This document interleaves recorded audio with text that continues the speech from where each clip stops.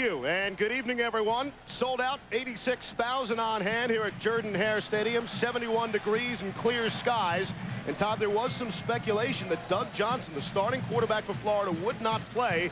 But we hear all he's got is a tired shoulder, and he'll be filling the air with footballs. No doubt. Inquiring minds want to know. That's how rumors get started. He doesn't practice on Thursday, and everybody makes a big issue of it. The reality is that at this time of year, people are going to be sore. Doug Johnson doesn't need to practice, Steve. The defense he'll be facing for Auburn is a very, very fine, probably underrated unit. Well, the big issue here, you know, in addition to the interceptions and takeaways, no opposing player has rushed for over 100 yards. People make the mistake coming into the game against Florida of trying to stop the passing attack, but you do have to stop the run first, and if Auburn can do that, they might have a shot.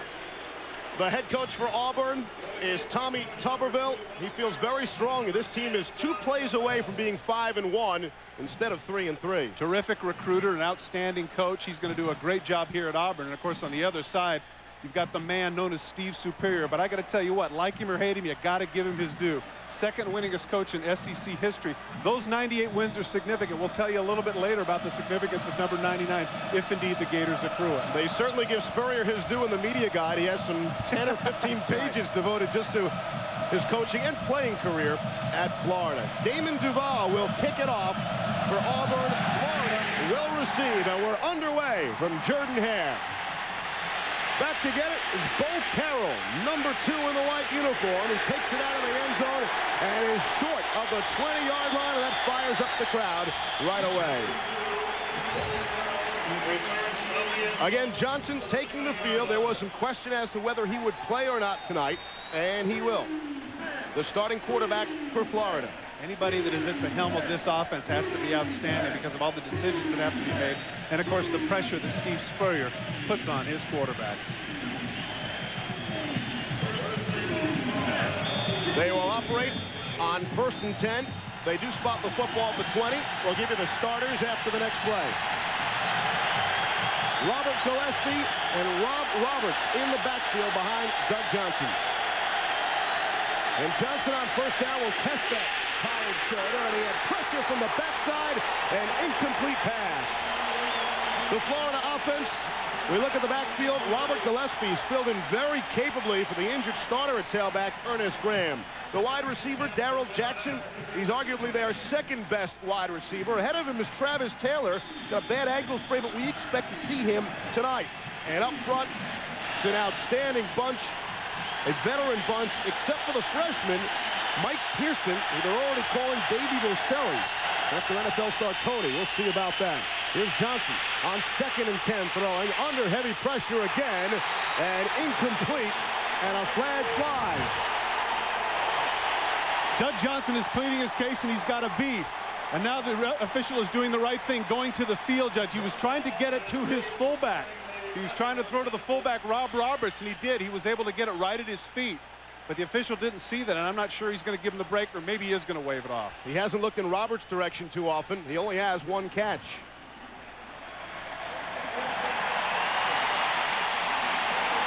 Steve, this isn't a good call, and I'll tell you why. Steve Spurrier knows that. He was scrambling around. Clearly, he was just trying to get rid of it, but he's able to get it at the feet of number 44. He's able to get it away. That's a difficult call against Johnson. And it puts Florida in a hole. 3rd down and 20 from the 10. They spread the field with 3 wide receivers, and they play it safe to Robert Gillespie. And the best possible start for Auburn as they have a stop, and they get the energy from their defense. A defensive unit up front that is led by Leonardo or Leo Carson, the outspoken member of this group, grumbled a bit about the way the defense was playing and said, hey, where's the offensive help? At linebackers, Kenny Kelly is a guy who'll find himself in a bunch of mismatches when Florida spreads the field. He'll be one-on-one with a wide receiver. And Larry Kasher is the best of the cover guys, and they'll be covering an awful lot tonight.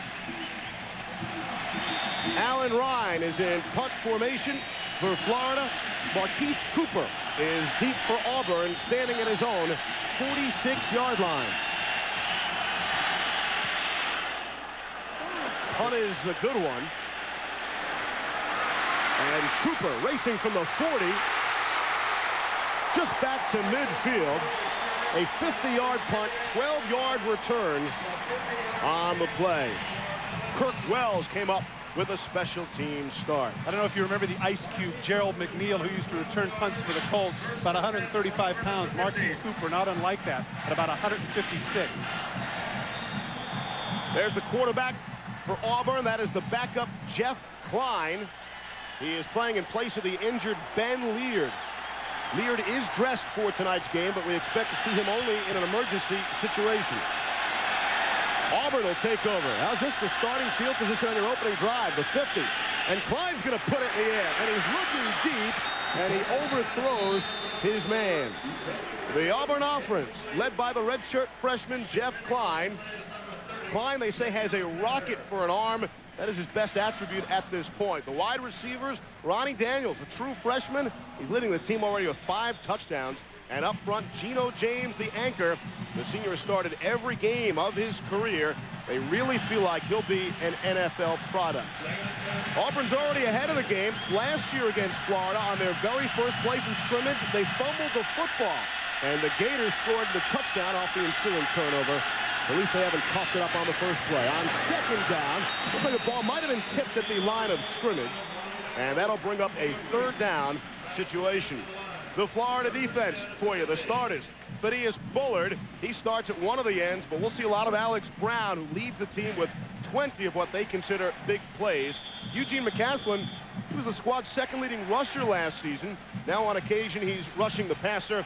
And the top 8 players in the Gators secondary on the depth chart, they're freshmen or sophomores, including the second-year player, Benny Alexander.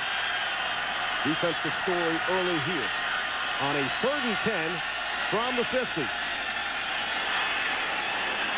They give it to the receiver, Travaris Robinson, and not much there, and Florida has punted, and now we'll see Auburn's first attempt at the punt. Marquand Manuel on the stop for Florida. This is where you can't underrate speed and the dominance of the line of scrimmage thus far. Florida is able to penetrate, not worrying about the reverse. They have so many people in the backfield, it doesn't matter that you have people out of position. Dame Sammy Mano will punt it away.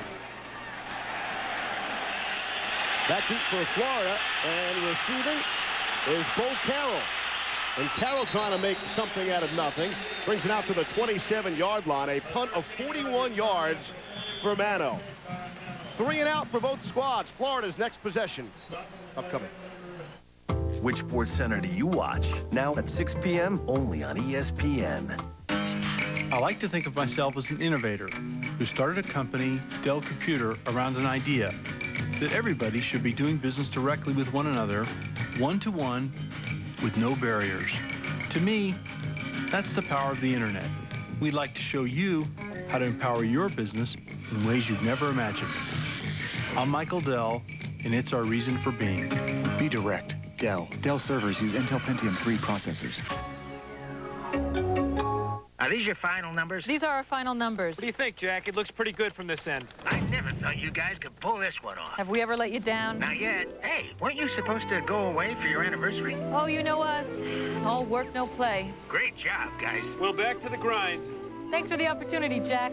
Nextel's i1000 Plus comes with a crystal clear speakerphone, so you can take care of business from anywhere. Nextel, how business gets done. Now through October 31st, save $100 on our newest phones. Get up, get down. Hang tight, hang loose. Out there in the sun. You know that little voice in your head makes you feel guilty for having too much of a good thing? Yeah, we don't either. Outback Steakhouse, no rules, just right. Outback Steakhouse. No rules, just right. ESPN's presentation of primetime college football is brought to you by Residence Inn by Marriott. Room to relax, room to work, room to breathe. And by Century by Buick, a luxury car for everyone. Back at Jordan, second possession for the fun and gun offense of Florida. On 1st and 10 from the 28-yard line. Here's Doug Johnson to throw. They have yet to hand the football. Actually, they did hand the football off on 3rd down after the penalty. Pick up just a bit for Robert Gillespie, about 3 or 4 on the play. Florida all week, what they've been talking about is the problems they have had. Turnovers, especially a week ago, and yet they were able to win the football game against LSU.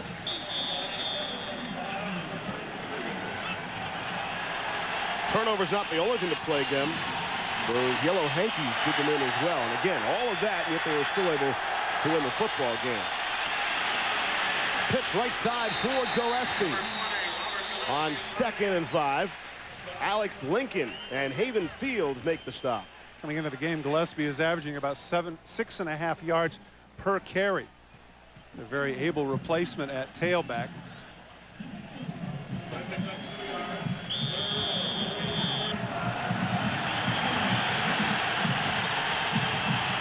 Third down and 3.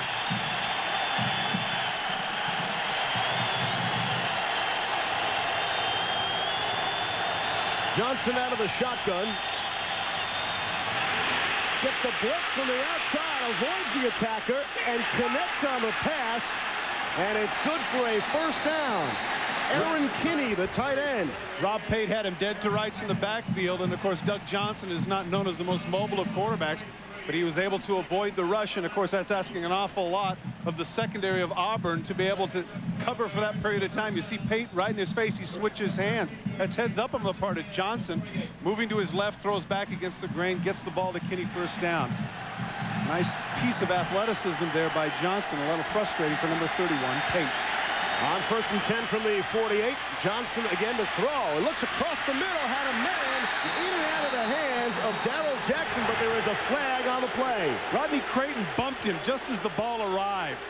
You'll get a chance to see it at the end of the play. He bumps him just a little bit to knock him off stride. Whether or not that's interference, I'm not so sure.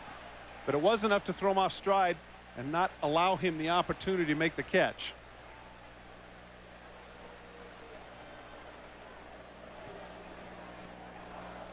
Pass interference on the defense. Penalty 15 yards. Automatic 1st down. It's going to be a deep in route right at the. Watch Creighton here. Right there, he bumps him just enough that he can't catch the ball. Now, again, maybe at the next level they let that go and call it ticky-tack, but the official was right on top of it. The contact was before the ball arrived, so you can say technically that's the way to go. Creighton, the junior, had a career-best 14 tackles against Tennessee. You look at all the Auburn numbers. Seems like everybody had their best game this season against Tennessee, and yet they were hammered by the Vols anyway. 1st and 10 after the flag. They will run it. They give it to John Capel, and he breaks a tackle, and he is just shy of the 21-yard line. Now we check in with Brian Kenny. Steve, let's check in and go back to Virginia Tech, or rather Florida State. We'll start there. Florida State and Wake Forest. Only 9-3 at the half.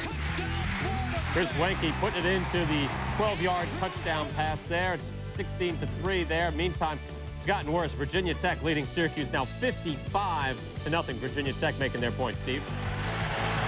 All right, Brian, yes, they are. I'd say Tech's for real. 55-0 against the Orange. They send the man in motion. That's Capel.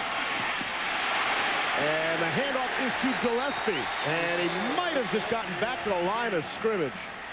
John Capel, the young man that ran the ball before, is somebody who has outstanding speed. And I'm talking about real speed. Never mind that 4.3, 4.4, 4.28.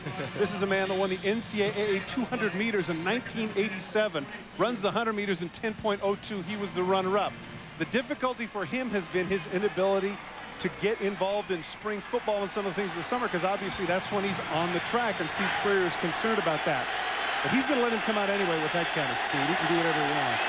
They spread the field here with 4 wide receivers. Gillespie the lone setback. Johnson to throw. Pass is complete to a wide open Darrell Jackson. He tried to cut inside for some yak yards after the catch. He's brought down at the 10. Good route by Jackson. He's able to make a great cut to the outside. Take a look at the move on Creighton. He looks like he's coming inside, plants and cuts to the outside. You see Creighton with the inside lead, has to turn his body completely around. Now Jackson cuts back and gets a couple of extra yards. But that's the timing. That's one of the things that's impressive about the fun and gun, is you see the little subtle things like leaning to the inside, looking to the inside, not giving away your routes. The receivers for Florida are very disciplined. Hence the reason why you have so many first-round picks in the NFL. Gators on the move. They call it 1st and goal from the 10. Johnson throws. Steps in front. Picked off by Auburn. Down the sideline is Larry Casher. He's at the 50. The 40, and finally brought down. And Jordan Hare has exploded. A 62-yard interception return for Larry Casher, the junior. His 3rd interception of the year. Just as we're talking about the discipline of the receivers, this route is run just a little bit short. Doug Johnson is a little bit late on the throw. The receiver is already out of the break. Now take a look. It's the same route. Casher's looking right at him. He doesn't buy any of the fakes. Cuts underneath. The ball is underthrown, and Casher is up the sidelines. And except for the effort of Florida, which really is quite good, Steve, here's a situation that more than likely he should have gone the distance. But the linemen and everybody else hustle back. You can see Kenyatta Walker, the big tackle, in on the tackle. And Steve Spurrier not very happy with Doug Johnson, saying, you got to get the ball there sooner. You know this route. We told you Casher was the best of the cover guys. What a job of covering there. So Auburn, can they take advantage of yet another Florida turnover? Well, they can't right there as they give it to Clifton Robinson. Didn't get back to the line of scrimmage. Probably a loss of 1 on the play. The one thing that Auburn has not done very well, which is hardly a secret here in the SEC, is you see Casher trying to catch his breath after that outstanding 62-yard return, is run the football. Last week, in their game against Mississippi State, Steve, they had 42 carries for 39 yards. You know, you don't have to be Einstein to figure out that's less than 1 yard a carry. And I understand you factor in sacks. Still, you have to run the ball a little bit better than that if you're going to win in this league. I gave Robinson the benefit of the doubt, calling it a loss of 1. They call it a loss of 2. Now they're going to bring up a 2nd and 12 from the 37. Here is Jeff Klein. Gets rid of it in a hurry. He's got good yardage. It's complete to Clifton Robinson, the running back, for 19 yards and a 1st down. Best route when you have the blitz and you know that the youngster is going to get blitzed. Clifton Robinson on the crossing route is just going to be coming here. Now watch all the white shirts. They're coming. They're coming with 6. He's able to get the short route, man coverage. McCaslin doesn't do the job of stepping up and cutting him off, and the result is an excellent game for Auburn now down inside the 20. Gives him a 1st and 10. Ball at the 19. Look at this. They go to 5 wide receivers. Klein all alone in the backfield. Out of the shotgun as they set him. 4 wides now, the tight end on the protection. Here comes the blitz, and he was hit after the whistle as the flag was thrown. Well, again, they weren't quite sure of what it is they wanted to do. You saw to the outside. They just couldn't make a decision. Game on the offense. 5-yard penalty. Lorenzo Diamond, it was Kelsey, by the way, on the last play, unable to make the tackle. Diamond was not set. He wasn't in the position that Klein wanted, and the result was in shifting him in and trying to make those decisions, they lose the 5 yards. That's going to happen with young quarterback Steve. Youth is going to be served from time to time. Tommy Tuberville said, do not be surprised by these kind of formations out of us. They're going to try anything, and first to get points, but really to keep their fine defense off the field. Here's Klein running for his life. Won't get there. And all but knocked out of field goal range on the sack by Derek Chambers. Well, they're coming from all angles, and they know that the quarterback is plagued. Tommy Tuberville is going to have to make some sort of adjustments. When you have empty in the backfield, you've got no personal protector. But in that case, Chambers just beats the guard and gets right to Klein quickly. Great pursuit on the part of number 91. Klein knows this is probably his last shot to start, so might as well let it all fly. They've got an off week next week, and we are told that Ben Lear will start for sure in their next football game. Klein, the redshirt freshman. Handoff to Robinson. And he loses a yard on the play. Thaddeus Bullard on the stop. Well, the penetration by the front 7 has just been tremendous for the Gators, and of course, that's one of the reasons why they have not been able to run the ball. You can take a look at the statistics here. That yards per carry, that's this season. I mean, that is, to use an old Cassell word, it's egregious. 1.9, 74 yards per game. And, of course, coming into this game, Florida only gives up 57 yards rushing anyway. So for Auburn to have a shot in this game, they're going to have to throw. 3rd and 25. Ball spotted at the 34. 4 wide receivers. Quick hitter to the right side. Tavares Robinson. They're going to bring him down, Steve. He had the one knee. And as you pointed out, that big sack earlier is costly because they are out of field goal range here. It'll be a 55-yarder, and if not mistaken, Duvall's longest is only 49. So they're unable to take advantage of the fine field position. But again, let's get back to one of the big points the Auburn staff made to us. We're under 6 minutes left first quarter, and the defense has not been on the field. This was a time-consuming drive, albeit it won't result in any points for Auburn. Punted by Mano into the end zone, rather even Duval. A 38-yard punt, and there is a flag on the play. Well, this is against Auburn. Florida is sure to refuse it. I don't know what Duval is thinking. He just hammered the thing out by the goalpost. They'd be more than happy, Steve, at this point to take an 18-yard net because it's at the 38-yard line. They'll take it to the 20. Illegal procedure, illegal formation on the offense. Penalties decline. There's a touchback.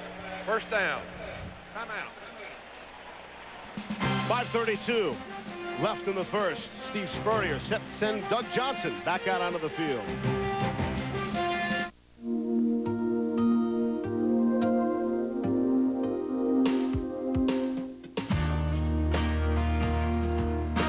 To build the new LeSabre, we didn't just look to research numbers or test scores. We also took a good look at your family. Introducing the all-new 2000 LeSabre, re-engineered with more safety features than any other car in its class. The new 2000 LeSabre by Buick. This man just woke up in a Residence Inn by Marriott suite. What are his options? He can A, make a cup of fresh coffee in the kitchen.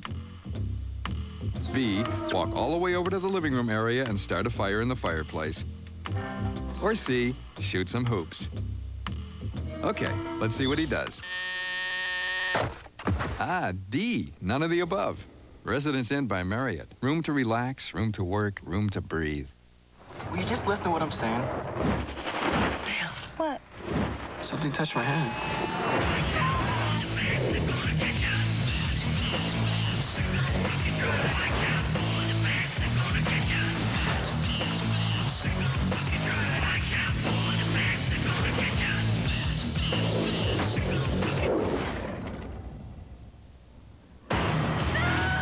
Bats, rated PG-13. Starts October 22nd.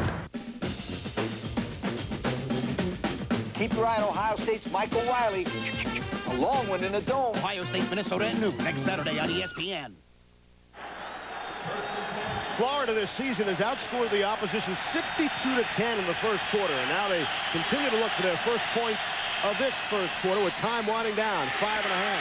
Johnson hits John Capel, and again, they want to get the ball in his hands any way they can. They do, because simply all he needs is a step. The big issue, of course, when you're a sprinter, this goes all the way back to the early 60s for you historians who remember Bullet Bob Hayes at Florida A&M. Gold medal winner in the 100 meters. 10 flat, and of course the line on him was that he had 10 flat speed but 12 flat hands. Well, Capel is getting better, and of course as a result of his getting better, the fact that just as he's on the field, Steve, he becomes a threat. I know that. An old teammate of mine in the Cliff Branch is the same way. Bo Carroll in the backfield, and he has the football. Remember last time we saw that play, Steve, they went with the reverse and it got stuffed down here at around the 20-yard line. This time they go with the second option, and Auburn clearly isn't prepared. Carroll is a key guy. He's a guy that returns, makes catches, comes in periodically to run. Right now they don't have the big back to pound out 25, 30 carries a game a la Fred Taylor, which was a great luxury that they had. Right now they have to intersperse their backs, and Steve Spurrier is absolutely a genius when it comes to utilizing his personnel. Spurrier's got to love 2nd and 1. I don't think any offensive mind would. On 1st and 10, Johnson airing it out. He's got a man, but he overthrew Darrell Jackson. Could not run underneath the football. Jackson has been the main man, as you pointed out, with Taylor out. 35 catches, 625 yards, 7 touchdowns. Those 7 touchdown receptions, 2nd in the nation, averaging 18 yards a catch.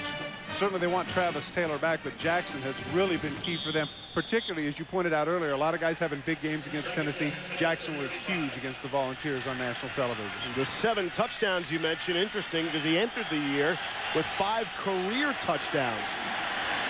4.5 to play here in a scoreless first quarter. 5 wide receivers for Florida. And here's Johnson being rushed by only 4. Able to complete the pass to Terrence Jacobs. Football's loose. Auburn says they have it. Let's see. There it is. It's the bugaboo, Steve. They keep dropping the ball. The one thing about it, even though that they were able to recover it, is in fumbling the ball, they lose the first down. You're going to see he's able to get the first down. Taylor Jacobs gets the first down. Now watch at the end of the play. Nolan, one of their better corners who hasn't been healthy. Take a look. Now he's going to strip the ball right there. Great job by Nolan stripping the ball, but hustling in at the end of the play. Look at how the ball bounces back. How lucky is that for Taylor Jacobs? He doesn't even know where the ball was, but it comes back to him anyway. Brings up a 3rd and 1 from the 44-yard line. Carroll and Roberts in the backfield, and they do give it to Carroll. Up the middle. They're mighty close to that first down. Had to get right on the 45 or across. I think they're going to give it to him. He is on the 45-yard line. This is one of the difficult things for Florida, Steve, and what I mean by that is that minus the big back, when they get down to the 3rd and 1 and 3rd and 2s, a lot of times Florida's forced to throw simply because of the fact they don't have the guy that can pound it in there. I mean, Carroll's 165, 170-pounder. You know, that's not exactly a battering ram. They do give them the first down. 1st and 10 at the 45.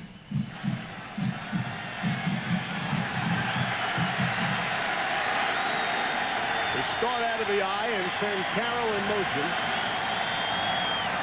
And they'll pass. Doug Johnson, pressure from the backside, able to complete the pass to Darrell Jackson, who cuts it back inside and is finally brought down at the 21-yard line. That was very nearly picked off. There isn't a blitz, though, that Doug Johnson has not seen, and he is able to hang in the pocket, hang in there, and get absolutely whacked. You're going to see from the right side, he's going to take it right in the middle of the back, but he delivers the ball on the money to Jackson. Take a look at the sweep feet right there. He's able to cut up the field. Creighton has to know better. If he knows that he can't get the pick, he's got to stay with the man. As a result of going for the pick, that enables Jackson to get some extra yardage down to the 21. We probably saw Kasher get his on the other side. He wanted his own INT. Pick up a 34 on the play. Brings up a 1st and 10, ball to 21. Off the draw play to Bo Carroll. And he gets about half of it, and it'll bring up a 2nd down. And we check in with Brian Kenny. Steve, Florida State able to open things up against Wake Forest again with no Peter Warrick. Was only 9-3 at the half, but Chris Wenke again to a true spell. 9 yards there. His 2nd touchdown pass to Bell. 23-3. Anquan Bolden ran one in, so it's 30-3 now. And this is mercifully over. Virginia Tech made its point. 62-0, the massacre in Blacksburg, Steve. Steve, I had that game last year. Syracuse, Virginia Tech, the very last play of the game. Donovan McMahon throws a touchdown. I'm sure the guys there wanted that kind of excitement, but they didn't get it this time. Screen pass. They get Travis Taylor out in the flat. He is forced out of bounds at the 6-yard line. Well, we mentioned the fact that we might get a chance to see him. Taylor has been the main man in the offense, but he's had a high ankle sprain. In the 3 games that he played, he had 16 catches for 244 yards and 5 touchdowns. There they give him a safe pass, have some blockers in front of him, but as you see him running off the field, still a little bit gimpy. Still not quite sure of that ankle, but I'm telling you what, when he gets full strength, to have Jackson and Taylor, holy cow, they're going to be tough. Pretty good 1-2 tandem there. 3 wide receivers. They've had 7 times they've thrown the football to 6 different receivers. This time they'll keep it on the ground of Bo Carroll, who is stopped short of the 6-yard line. Check in with Holly Rowe down on the sideline. Holly. Gentlemen, if Steve Spurrier is able to get a win today, he will have a very distinct honor. He will pass Barry Switzer for the most victories in the first 10 years at a major college by any coach. The list is a who's who of coaching. Steve Spurrier, Barry Switzer, Tom Osborne, Bo Schembechler, Bud Wilkinson, Joe Paterno, and R.C. Slocum. Whether you love him or hate him, you've got to admit Steve Spurrier has done one heck of a job in the 90s at Florida. Boy, Holly, you are absolutely right. I mean, at least if there's only one guy that I can see in that group, that would be R.C. Slocum, that's not going to be in the College Football Hall of Fame. That is something. Very impressive. Final minute to play here in the first quarter. And with the play clock winding down, we get a timeout. Florida calls timeout. We're scoreless with a minute to play here in the first quarter. Would you like to save $1,000 more than you thought possible on a new car this week? Just come to the Malloy Auto Mall of Woodbridge, your Lincoln Mercury headquarters. Save up to $6,000 on brand new Lincolns and Mercuries, and 0.9 financing is still available. Look at this, a Mercury Villager Malloy priced at just $17,395. Save over $5,000 off MSRP, or lease for only $349 a month with absolutely zero down. Malloy Auto Mall of Woodbridge, your Lincoln Mercury headquarters, where low prices drive our business. It's the server, mate. Nah, the Outback. Outback wagon. Every Subaru we make comes with full-time all-wheel drive, transferring power from the wheels that slip to the wheels that grip, so you can safely go. The red one. The red one. Just about anywhere. Subaru, the beauty of all-wheel drive. Visit the new Subaru of Alexandria on Route 1, part of the Don Beyer Automotive Group.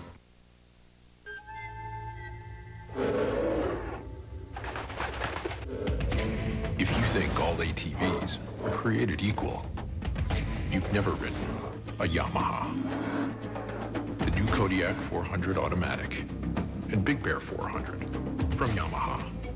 'Cause out here, bears rule. Now, for a limited time, get low monthly payments on every Yamaha ATV and a great deal on a winch plower generator with select models. Still looking for our first points in the 76th meeting all-time. Florida against Auburn, a series that started in 1912. On second and goal from the 6-yard line. Doug Johnson calling the signals. And the handoff is to Bo Carroll. It is just inside the 5. Now that'll bring up third down. I think what Steve Spurrier was doing there, Steve, is that if for whatever reason this didn't get in, that gave him a chance to survey the landscape, see what he could do. I noticed when the quarterback came up, he's looking around, trying to see what the set is. He wants to know if he can throw a fade or if he can throw a slant. Because he had Jackson out, but they're playing him in outside coverage. I'd be interested to see what Florida does here, because I'm thinking that some sort of pick play or maybe a slant to the wide receiver. They've got 4 of them in on third and goal.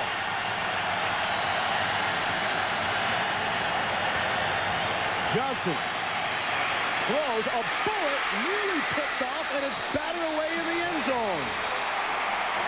Looking for Brian Hagebrook, and Haven Fields had the good coverage on the play. Steve, I'm not sure that this is the man he wanted to catch the ball. It looks to me like, watch at the back of the end zone. This is where he wants to go, but instead the receiver right here is going to reach his hands up. Take a look at how hard he throws it. But in that case, actually, it was the defenders, you pointed out, Fields, that able to get a piece of the ball. Great job by Fields to bat it down. Otherwise, it would have been 6. Here is Jeff Chandler from 21 yards away, 9 of 10 on the season.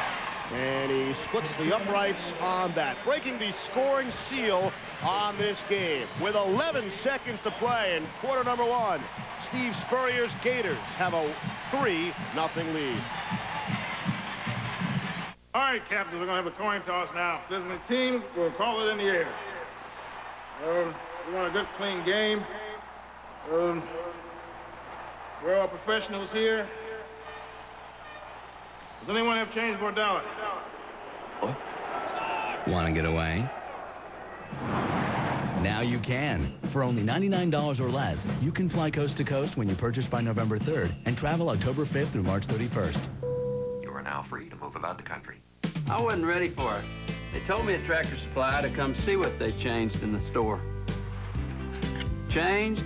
They'd ripped out half the store and put it back new. They got more stuff in there for your shop, truck, your trailer, your everyday jobs than you ever thought possible.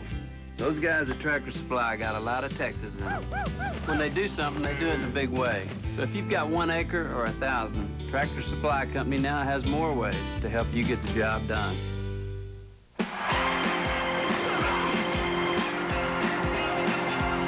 There's a certain amount of pride that comes with doing it yourself. And Peerless makes it easy. So go ahead, let everyone know. I installed my own faucet this weekend. I installed a Peerless, the do-it-for-yourself faucet. Save $7 on most Peerless faucets at Lowe's Home Improvement Warehouse and other fine area retailers. But hurry, offer ends October 16th. Steve Levy, Todd Christensen, Holly Rowe back at Jordan-Hare Stadium. Some 86,000 fans on hand in a 3-0 football game, and at least to this point, a moral victory for Auburn. Their defense, again, keeping them in this football game. Yeah, you know what? We saw the look of Tommy Tuberville's face as we were going to break, and he had a little smile crease his lips. He said, hey, you're hanging in there. Not bad, not bad. Jeff Chandler, who just connected from 21, will kick it off. Travaris Robinson and Tim Carter are back to receive. And it's Carter from the 7. Through the 20, breaks a couple of tackles, and he's out to the 26-yard line, and that will do it That is the final play of quarter number 1. Mike Nattiel on the special team stop for Florida. 1 quarter complete here in Auburn, Alabama. And the visiting team out in front.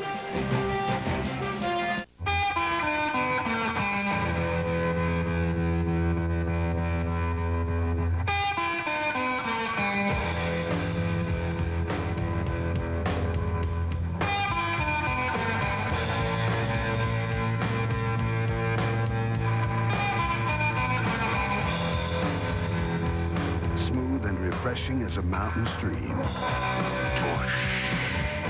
Head for the mountains of Busch beer. Do rich people deserve more space than the rest of us? Was technology meant to improve their lives alone? Do the stars shine with their eyes only?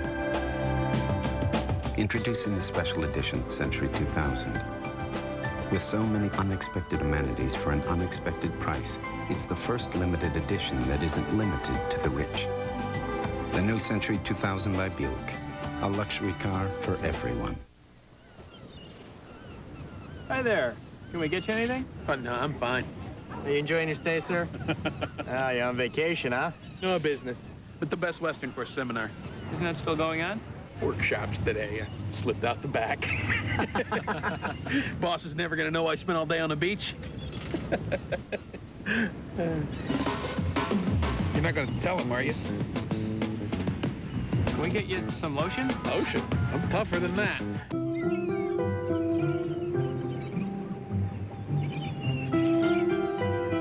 We'd like to take a second to introduce you to the President, CEO, and Chief Financial Officer of a company called Life.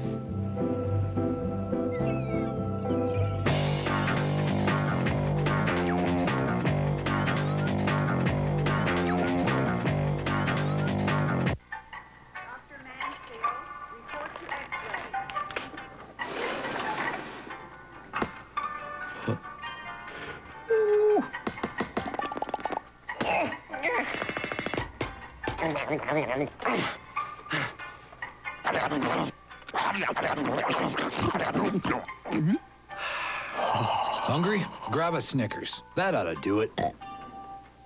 Hungry? Grab a Snickers!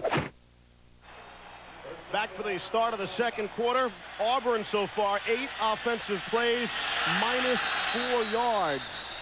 And that will help, or would appear to help, as there was some motion by Florida jumping the line of scrimmage. Heads up on the part of Klein to throw the ball downfield. Sometimes the young quarterback won't take advantage of the play. Just let it go. You got none to lose.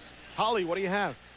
After that last touchdown try, Steve Spurrier and his receiver coach, Dwayne Dixon, chewed out Darrell Jackson. They were not happy with his placement on that last formation, Todd. Well, one of the things that happened that I think is that Hagebrook may have been in a situation where he needed to run across the field. Right here, he's going to sit right there instead of coming all the way across. Now Jackson has a deep. Here's Fields right here. He's in the way. Instead of drawing him across the field, he's not able to do that, and the result is almost an interception. They're lucky to get that one back.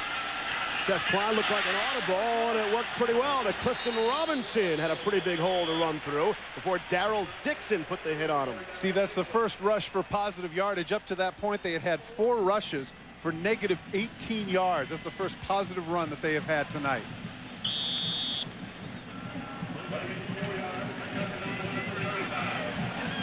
And that's twice their average, too. 1.9, a 4-yard gain. Everybody's jumping up and down, being excited. And it puts them in a perfect spot. Second in the old short one play. 3 wide receivers. And Klein will hand it off to Robinson. He might have just gotten that 1 yard. I always reflect back as a kid, you know, that second and 1 thing with Bart Starr going up top. The thing with Auburn is because of the struggles in the running game, they have to get a first down whenever they can. So they run the ball up the gut and barely get it, as you pointed out. Part of the struggles, the running game of Auburn, is they don't have any running backs. Their running backs really are wide receivers. You look at Clifton Robinson, he goes 5'8", 175, and I'm not sure he's that heavy. Tough to make it in the SEC with that kind of size of the running back. Well, when we talked to Noel Mazzone, the offensive coordinator, I said, is it safe to say that the starting runner next year could be a freshman? He said, yes, either that or a JC transfer. They need a big guy back there. Rusty Williams is back in there, but they're passing it. It's batted away, incomplete, looking for Marcel Willis. Benny Alexander on the coverage. Benny has done a great job at the corner for Florida. Number 30 coming into this game has had the most passes broken up, and he also has 3 interceptions. I was going to say, Steve, putting him out on an island like that. The interesting thing that a lot of people wouldn't realize is that coming into this game, the opponents Florida has had have thrown more than Florida has. So that says something about the corners for Florida. They are busy. 2nd and 10 at the 36. Auburn spreading the field with 4 wide receivers. Here's Jeff Klein. Steps up and fires. Hits a man in stride. It's complete. Goes back to Marcel Willis, and that time they hook up for 24 yards. Cromartie's coverage wasn't that bad, but Klein does a great job of stepping up and delivering the deep in route right on the money. The protection isn't all that great, but look at that. Even the slant isn't that good. He needs to come across a little bit sharper, but that skinny post enables Klein to deliver the ball on the money. That's got to be a confidence builder for the youngster. Clifton Robinson in the running back position for Rusty Williams. Actually, 5 wide receivers now in the game. Here's Klein. Quick hitter there, looking for Robinson, the running back lining up in the wide receiver position. Start your Saturday off, folks, with college football's most comprehensive studio show. College Game Day, 11 a.m. Eastern, 8 a.m. Pacific. That'll be followed by 17th ranked Ohio State taking on Minnesota at noon Eastern, and then number 1 Florida State versus Clemson at 7 p.m. Eastern. That's next Saturday on ESPN. And for more, log on to ESPN.com, part of the Go Network, go.com. Klein got some help in the pass protection there, but they had Florida had excellent coverage. Double coverage on Ryan Hooker as Klein was belted. The center snapped it early, anticipating that he was going to get the call, but he did not get it. Didn't get the call that he was trying to get. Take a look. He sees he thinks, Mike Puccio thinks that he has the offside, but he does not. Klein once again has pressure, throws the ball away. But the official on the side said that Florida's able to get back. You know, Steve, with regards to the games you just promoted, you and I had the Golden Gophers last week, and they almost pull off a huge upset over Wisconsin. Showing their resilience, they went in and whacked Illinois today. I mean, they're a team to be reckoned with. I like their chances against Ohio State. Look like a good team, good solid effort. They could have very easily won that home game in overtime against Wisconsin. Here's Klein to throw across the middle, a bit too high, as he was looking for Ronnie Daniels, the man they really want to get the ball in his hands. Daniels, who can fly. Not really a decision here, 4th and 10. They're going to have to punt. What a pass rush does to you, Steve, and you can see it there with Klein. That time he had plenty of time to throw. They didn't go with the blitz. They went back in coverage, but he can't feel that. That's the reason why you need the repetitions. He can't feel it. He gets rid of it a little bit too soon. As a result, he throws it behind the receiver. Should point out, Auburn is using 2 punters tonight. This is Sammy Mano punting it away. Damon Duval was expected to do all the kicking, as it is down at the 1-yard line. Mano, the excellent punt of 39 yards. It's perfect. And Rashad Walker able to stop it. And Florida will take over at the 2 when we come back. NFL Tonight, Tuesday through Saturday on ESPN2. How much can you know about yourself? You've never been in a fight. He was tired of his job. You want me to prioritize my report? Yeah. Sick of his stuff. The things you own end up owning you. Looking for something new. First rule of Fight Club is do not talk about Fight Club. But he wasn't ready for what he found. From the director of Seven. This can't be happening. Brad Pitt, Edward Norton. Little by little, just letting yourself become all the ways you like to be. This is too much. What did you expect? Fight Club, rated R. Now playing only in theaters.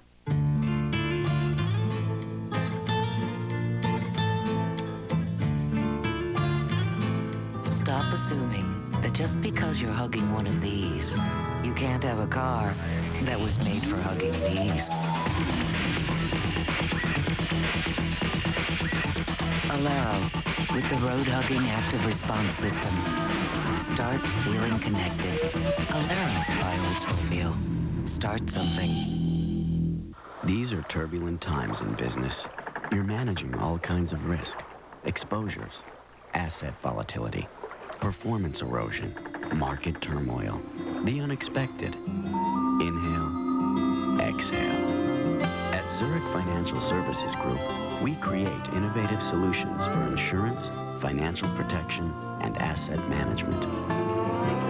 Your aspirations, our passion.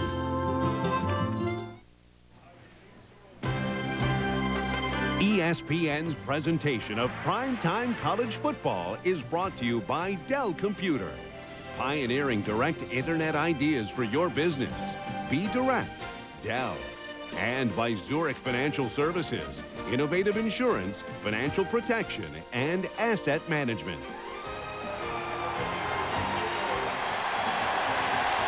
They see the field position. Florida's average brought way down here as they start from the 2-yard line on 1st and 10. Here's Johnson, and they look to throw from their own end zone, and they look for the big play, and they've got a man. It's complete at the 40-yard line. Reshae Caldwell. No, he didn't get it. He couldn't hold on, Steve. He tumbled down, and it came out. Of course, Auburn wants to win the kicking game. You can see here Rashad Walker makes a great play. Watch his left leg. Is it in the end zone? Because if it's in the end zone, it's a 20-yard line. Right there, you can see, not quite. And there you see the toe touches right there on the goal line. Caldwell wide open, goes right through his arms, and as he hits the ground, the ball comes out. Good call by the official. Sami Mano with a great punt. Apparently, he and his brother are going into the legal profession together. You know their name it's going to be? Mano a Mano.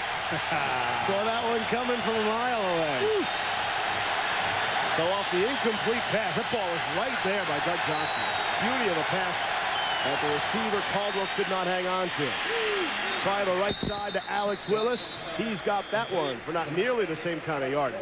Steve, years ago when I was doing a broadcast of the San Diego-Seattle game, I witnessed a 99-yard touchdown from Stan Humphries to Tony Martin. One of the difficulties, everybody talks about the fact that, hey, you know, we've got him down there, but there's so much field to cover. Caldwell had a great opportunity to come up with a big play, but he couldn't catch it. You saw in that last play, the corner gave him at least 10 yards. He wasn't taking any chances. So Florida here, this is a crucial 3rd down for them to get out of this mess. Spurrier and Johnson spreading the wealth. They've thrown to 7 different wide receivers. That pass is complete to Darrell Jackson. Once again, the same situation, Steve. Look at the gap that Jackson had. It was a good 7-8 yards. Plenty of room to run, but as a young receiver, you take a look how far off. That's got to be a good 10 yards. But you have to be cognizant of the fact that, look, let's get the 1st down. This is not the time to mess around, and he almost went backwards, and that would have negated the 1st down, and I'm sure he would have got an earful from his head coach, or Dwayne Dixon in that case, if that would have occurred. There you see the big play average from Darrell Jackson. Carroll and Rod Frazier in the backfield behind Johnson. Just go with 2 wide receivers here. Johnson will throw. It's complete. Good for the 1st down and more. Hits his tight end, Aaron Kinney. 2nd catch of the game. Aaron 15. Aaron Kinney coming into the game, Steve, only had 8 catches, and a lot of people felt like this is the prototypical guy. He's got the size, 6'6", about 260. Runs pretty good routes and has decent hands. I remember last year a number of misdirections, but this is a guy that got in the end zone. But up to this point in the season hasn't been a key factor, but tonight 2 big catches, as you see, for 28 yards. He was the one, remember, in the 1st quarter that made that crucial 3rd down catch when Doug Johnson was able to avoid the sack. He's also pretty good in the classroom, Kinney, a 2-time member of the SEC Academic Honor Roll.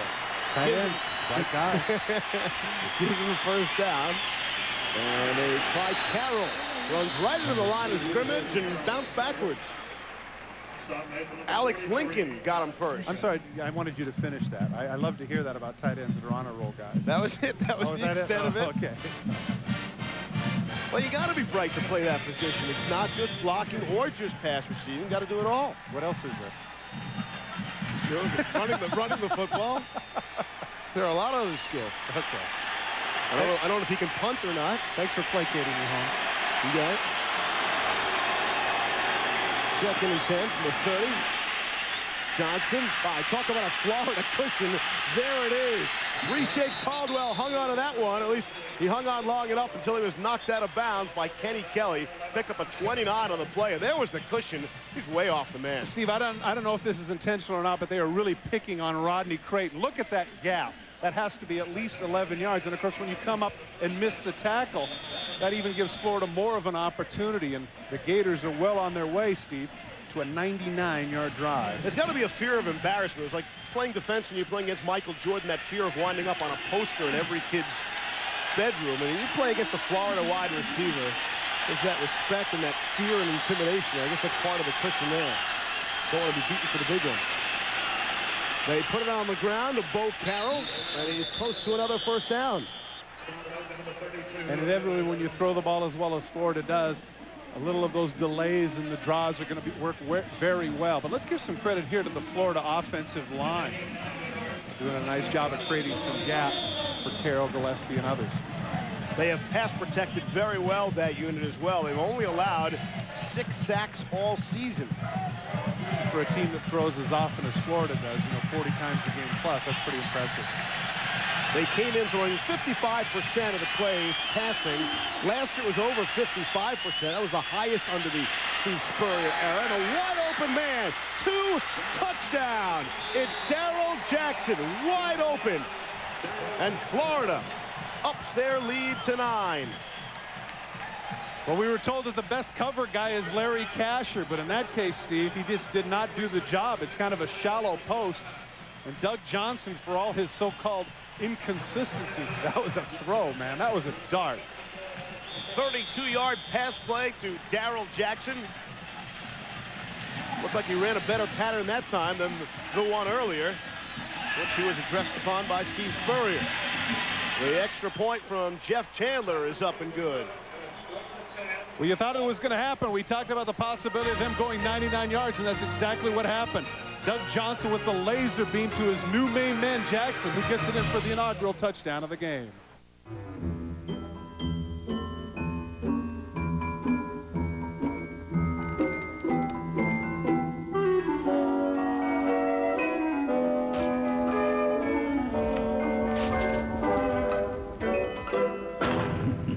Nutcracker. Introducing Armyman Sarge's Heroes, the biggest little war there is for the Nintendo 64 and PlayStation game consoles. Real combat, plastic men. As you might expect, Teller and I don't see eye to eye on investing. I like to avoid risk. Teller's a little more daring. We do, however, share the same new way to trade online. Introducing Power Street by Fidelity, the first site with trading tools customized by Lycos to fit your life, your goals, your unique way of doing things. Look, the market's up. Or, in your case, down. Power Street Online Trading. Call or visit Fidelity.com to open an account.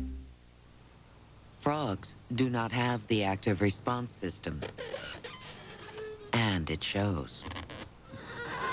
Only the Alero has the active response system.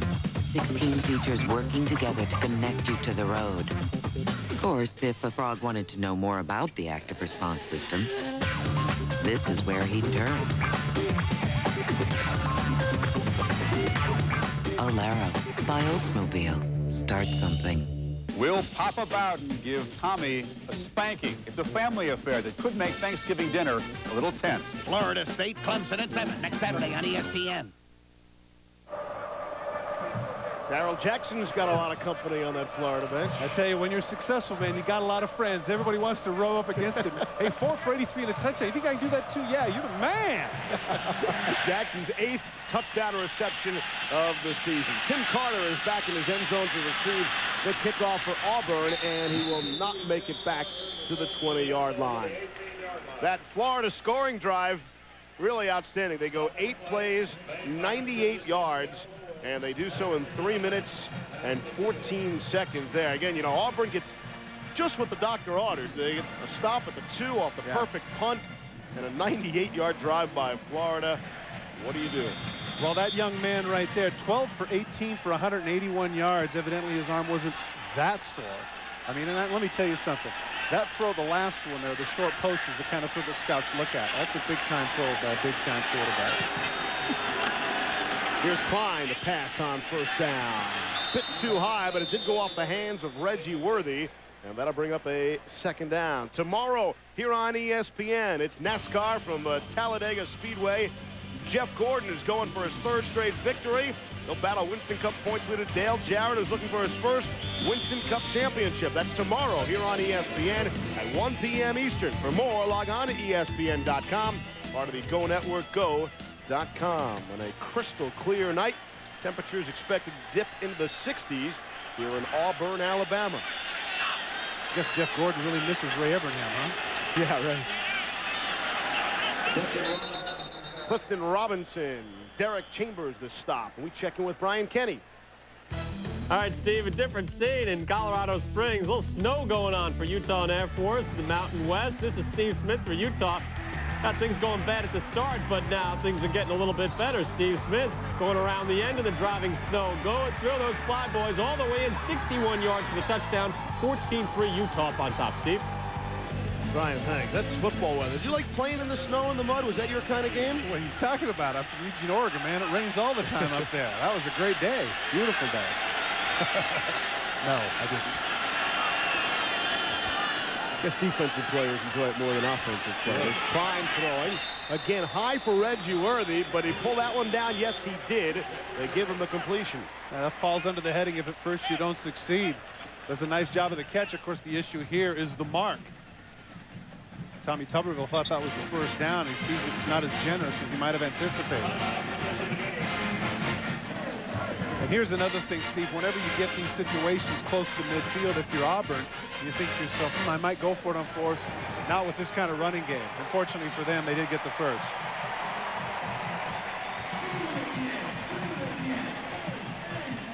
See where his feet get down. There's the catch. Goes out of bounds, gets pushed. That was pretty generous, actually. They do get the first. First and 10 at the 28. Rusty Williams is back in there. He's the lone setback behind Jeff Klein, and they will give it to Williams. Not much there. A flag coming on the defensive side of the football. Not that we want to beat this flog a dead horse, so to speak, but one of the issues here is that they still have to run, Steve. You just can't keep going back. Otherwise, the defensive linemen can pin their ears back and not respect anything. And they definitely want to keep the clock moving as well, with 8:30 left here in the first half. Auburn needs a break. Holding on the offense. Penalty's 10 yards from the previous spot. Repeat, first down. Not that kind of break. Holly? One thing to watch for here in the first half is how the receivers are adjusting to Jeff Klein. Remember, their starter, Ben Leard, is out. He throws a much softer ball. Klein has a rocket for an arm, and you can see the receivers having to catch a little bit higher and cushion it against their body because it's coming in so hard. There is Ben Leard. Auburn was off to a great start with him as quarterback. Great numbers, Steve. 72%, 6 touchdowns, no interceptions. And they thought they were rolling as that pass from Klein is batted away. We mentioned earlier, Leard will start in Auburn's next game, and that will be some 2 weeks away. Auburn will be at Arkansas. Well, Ben Leard is the guy. I mean, coming in there last year, he struggled. But as I pointed out, he had the numbers, and Coach Tuberville pointed out to us, Steve, that his success actually made the expectations of the fans, the community, and the alumni a little bit too high because they start the year 3-0, and this guy's doing everything right. Now he's injured. Things change. Separated his right shoulder against Ole Miss. Prior to that, he was 14-17 in the football game. Second and 20 from the incomplete pass, looking for Worthy again. That seems to be his side, the right side. Well, of course, he must have listened to what Holly Rowe had to say because that ball hits him right in the hands and he drops it. Of course, I'm appreciative of what Holly was saying, but the plain truth is that if you're the receiver, you have to make the adjustment. I remember years and years ago when the Denver Broncos first drafted John Elway, and the guy was throwing darts, and guys are getting those crosses on their chests and on their hands. Dan Reeves says, no, we're paying this guy all this money. You're the ones that are going to have to adjust. 3rd and 20 now. Quarterback's desires always take priority, Steve. Out of the shotgun, 3 wide receivers. Calls timeout. It looked like he was trying to draw the defense offside, and when that didn't work, he called timeout. There are zeros showing on the play clock as well. With the timeout, we'll step out. 8:05 left here in the first half. Florida out in front, but it's only 10-0. fine. Everybody's gonna get some. Mommy's got your milk, right? Oh, look, just like milk. You won't know the difference. Almost ready. Oh, yummy, yummy. Doesn't that look good? Nice kitty. Kitty. Uh-oh. Got milk. Les Brown in the morning with George Wallace and TC. Lady came up to me and said, Mr. Brown, I read your book, and it saved my marriage. I said, what page were you on? On Magic 102.3. I'm from the old school. I think a woman should work if she wants to work, that she should keep whatever money that she earns to pamper herself. And the man should take care of her. Will you marry me? You already taken. Well, I'm from the new school. If a lady puts her credit card on the table, so be it. Thank you. Washington's best variety of hits and oldies. Magic 102.3. I was in for the fight of my life, but I was ready. When my husband and his friends start exchanging fish stories, it's the phone bill that can turn into a whopper. I fought this monster for hours. First I had the upper hand, then he took control. That's why we always dial 10-10-321. With 10-10-321, calls over 10 minutes are just 8 cents a minute, day or night. And at 8 cents a minute, he can tell all the stories he wants. I'll tell you, it was like a whale. Yeah? You should have seen it. Well, let me tell you about my trip. Dial 10-10-321 and talk as long as you want, whenever you want. Back here in Auburn, as Oliver Goldsmith wrote back in 1970 in the deserted village, the first line, Sweet Auburn, loveliest village of the plain. I've been reading to try to keep up with you, Todd. Wow, your third book. Way to go. I didn't think that was meant for the air. Third down and 20. Here's Klein. Got some time, now the pressure, tries to throw it away at the end, and was able to get rid of it. A flag is on the field at the 12-yard line. Gerald Warren had the pressure. You look at Auburn's 4 third-down plays so far. 3rd and 10, 3rd and 35, 3rd and 9, and their 3rd and 20. All of just about hard to make. Yeah, those are, that's not what you call makeable. And Noel Mazzoni. Holding on the offense. That penalty's declined. 4th down. Steve, I was about to say, Noel Mazzoni is an orphan as the offensive coordinator for Auburn when you have an average of 3rd and 18 over the last 4 times. And, of course, Warren wanted the sack. He's a little bit upset. But it's a great night for the Gators in terms of their front four because they know that they're going to throw. Noel Mazzoni, you can see right there with the headset, he was somewhat beleaguered, and he was very candid with us about the struggles and the ineptitude of the offense for Auburn. Low snap, but Duval, good play to take it off the grass. And it goes out of bounds, we'll say at the 46-yard line. A punt of 35 yards for Damon Duval. The last possession for Florida was outstanding. 5 for 6 in the drive, and Johnson spreading it out. Everybody getting involved. Standing up tall, gets the ball to his tight end, Kinney, that gets it out a little bit. Out on the outside to Caldwell, who breaks the tackle and cuts up the field and gets some extra yardage. And, of course, that beautiful, and I mean beautiful throw right there to Jackson, who makes the nice move, gets into the end zone. I mean, Ike Hilliard, Riddell Anthony, Chris Doring, they just keep coming with those waves of great wide receivers in Florida. And they will open with excellent field position here. Johnson to throw, the quick screen. And a pick of about 2 on the play. Hooks up with Alex Willis, the junior from Jacksonville, Florida. Derek Magwood the stop. Steve, they go with the Sam Weish formation. They had linemen and wide receivers all over the gate. It was kind of like a double swinging gate. Carson has been outstanding at defensive line for Auburn. Very outspoken, as you pointed out, complained a little bit about the offensive side of the ball. But John Levitt, the defensive coordinator, says, oh, no, that's just leadership talking. It's all good. 2nd and 10 now. Ball at the 47. You look at the total plays and the advantage to Florida, as you would expect. Johnson with all sorts of time. Throws. It's complete. The wide receiver, Travis Taylor, went up to get it. Taylor only 6'1", but he's got some hops. And again, yeah, great hops. And again, the high ankle sprain showing that maybe he is ready to come back, even though it's in limited duty. You saw the plays earlier, as you pointed out, 31-21. One of the difficulties is, yeah, that's great. The strength of your team is your defense. But if they're going to spend all that time on the field, they can't help but get tired, particularly the front four, because pass rushing takes a lot out of you, Steve. As Tuberville told us, as fine a front four as this coaching staff has been around. And remember, he was at Miami with people like Cortez Kennedy, Jerome Brown. and 3 championships there. Big gain here. Bo Carroll as he slips up as he hit the 20-yard line. And they say at the 19 there is a flag on the play.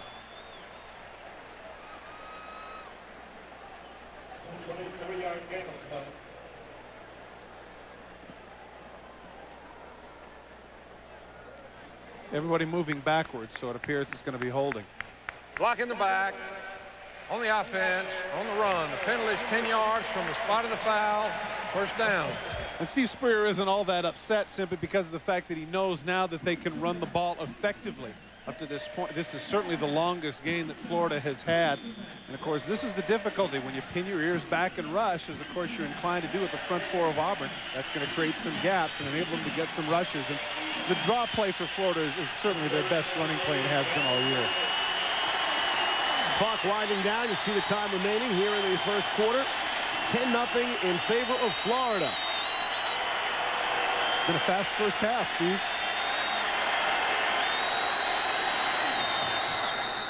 All sorts of confusion at the line of scrimmage. Again, the flag and the play clock down to 0. I think maybe the play clock started a little bit early. Delay of game on the offense. 5-yard penalty. But it doesn't matter what I think. Well, yeah, that's your opinion, Todd, but so what? They're moving back 5. You know, so many times they get it reset and people are wandering around and, you know, the official gets it started. Nobody's paying attention. I think that was the case. Attention, please. Point committee. Please report to the main first aid station. Ball is spotted at the Auburn 43-yard line. You know, Florida's been good for so long, and you see Steve Spurrier, you forget that when he took over this program, this was not one of the great programs. It really wasn't. And he came in here, and as Holly pointed out with the graphic earlier, what he has done here in his decade down in Gainesville has been absolutely marvelous. So, you know, all the things that are said negatively about him, the proof is in the pudding, and you can see it in the numbers. 8 consecutive top 10 finishes in the ranking for Spurrier and Florida. On first down, they got to get to the 31 to get a first down, and they'll get a lot of the yardage back and then some. They pick it all up on the first down play to Robert Gillespie. Alex Reese finally stopped and picked up a 16 on the play. Steve, Alex Lincoln, the outside backer, was right in a position to make the play. The walk-on coming into this game had 46 tackles and was playing some really good football. But as Gillespie is out there getting the screen, he has him man for man. Lincoln is all over him, but he just can't make the tackle. He dives at the grass, can't come up with it, and the result is a big run for Gillespie. So the Auburn defense unable to take advantage of consecutive Florida penalties. Fresh set of downs for the Gators. The ball spotted at the 26. Johnson looking towards the end zone, nearly picked off, probably should have been picked off by Rodney Creighton. And we check in with Brian Kenny. Steve, National League Championship, 2-1 Braves, bottom of the 8th, 2 outs, 2 on. John Allrood versus John Rocker. Bouncer up the middle, and it somehow gets through. 1 run will score. 2 runs will score. Rocker hadn't allowed any runs in the postseason or any against the Mets this season. Mets beat the Braves 3-2. Atlanta leads the series now 3-1. Game 5 tomorrow at Shea. Steve? Brian, thank you. I'm sure John Rocker wishes he could take back some of those comments he made about the New York faithful at this point. That was a bizarre hop. Yes, it was. Not Rocker's fault, for sure. Completed pass to Darrell Jackson. He's wrapped up nicely in the one-on-one coverage, and we check in with Holly. Steve Spurrier has quite a folklore as a player at Florida. When he was playing in 1966 against Auburn, of course, he was the quarterback. He completed 27 of 40 passes for 259 yards, and he also punted for a 46.9-yard average. But to win the game in the closing seconds, he convinced his coach, Coach Graves, to put him in and let him kick the winning field goal. Guess what? Like everything else this guy touches, it was good. Spurrier wants timeout, and as Holly points out, he normally gets what he wants. He's got a 10-0 lead. 5:13 left here in the first half. The Southeastern Conference setting the standard.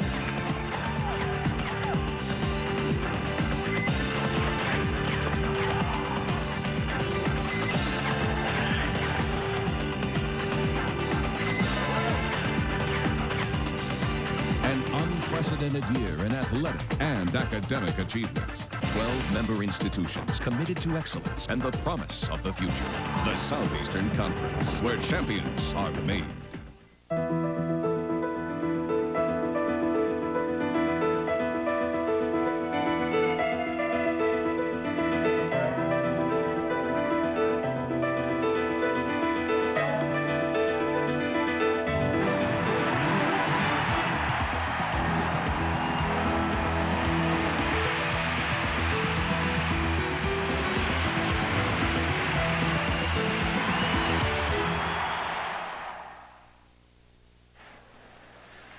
Steve Levy, Todd Christensen, Holly Rowe, and our fine college football crew from Auburn, Alabama. Jordan Air Stadium. And it's celebrating its 60th year. Actually opened and dedicated in 1939 for a 7-7 tie, as you look at the War Eagle, against Florida. Back then they had 7,500 seats. Now they've got some 86,000. Oh, times changed. Here's Johnson now from Florida. Steps up and fires. Had a man momentarily. And if there's no flag, it is good coverage. Looking for Darrell Jackson on the play. Larry Kasher was right there. Kasher actually was fooled a little bit in the frustration of Spurrier. They had exactly what they wanted. They had man coverage. At the beginning, you can see Johnson makes the motion to him. We're going to go with a little bit of an up and go, and Spurrier's not happy about it. What's up? Come on, he's going to go in and out. You got to make that throw. Jeff Chandler is on to attempt from 35. He's already connected from 21. And he's got that one too. And Florida ups their lead to 13-0.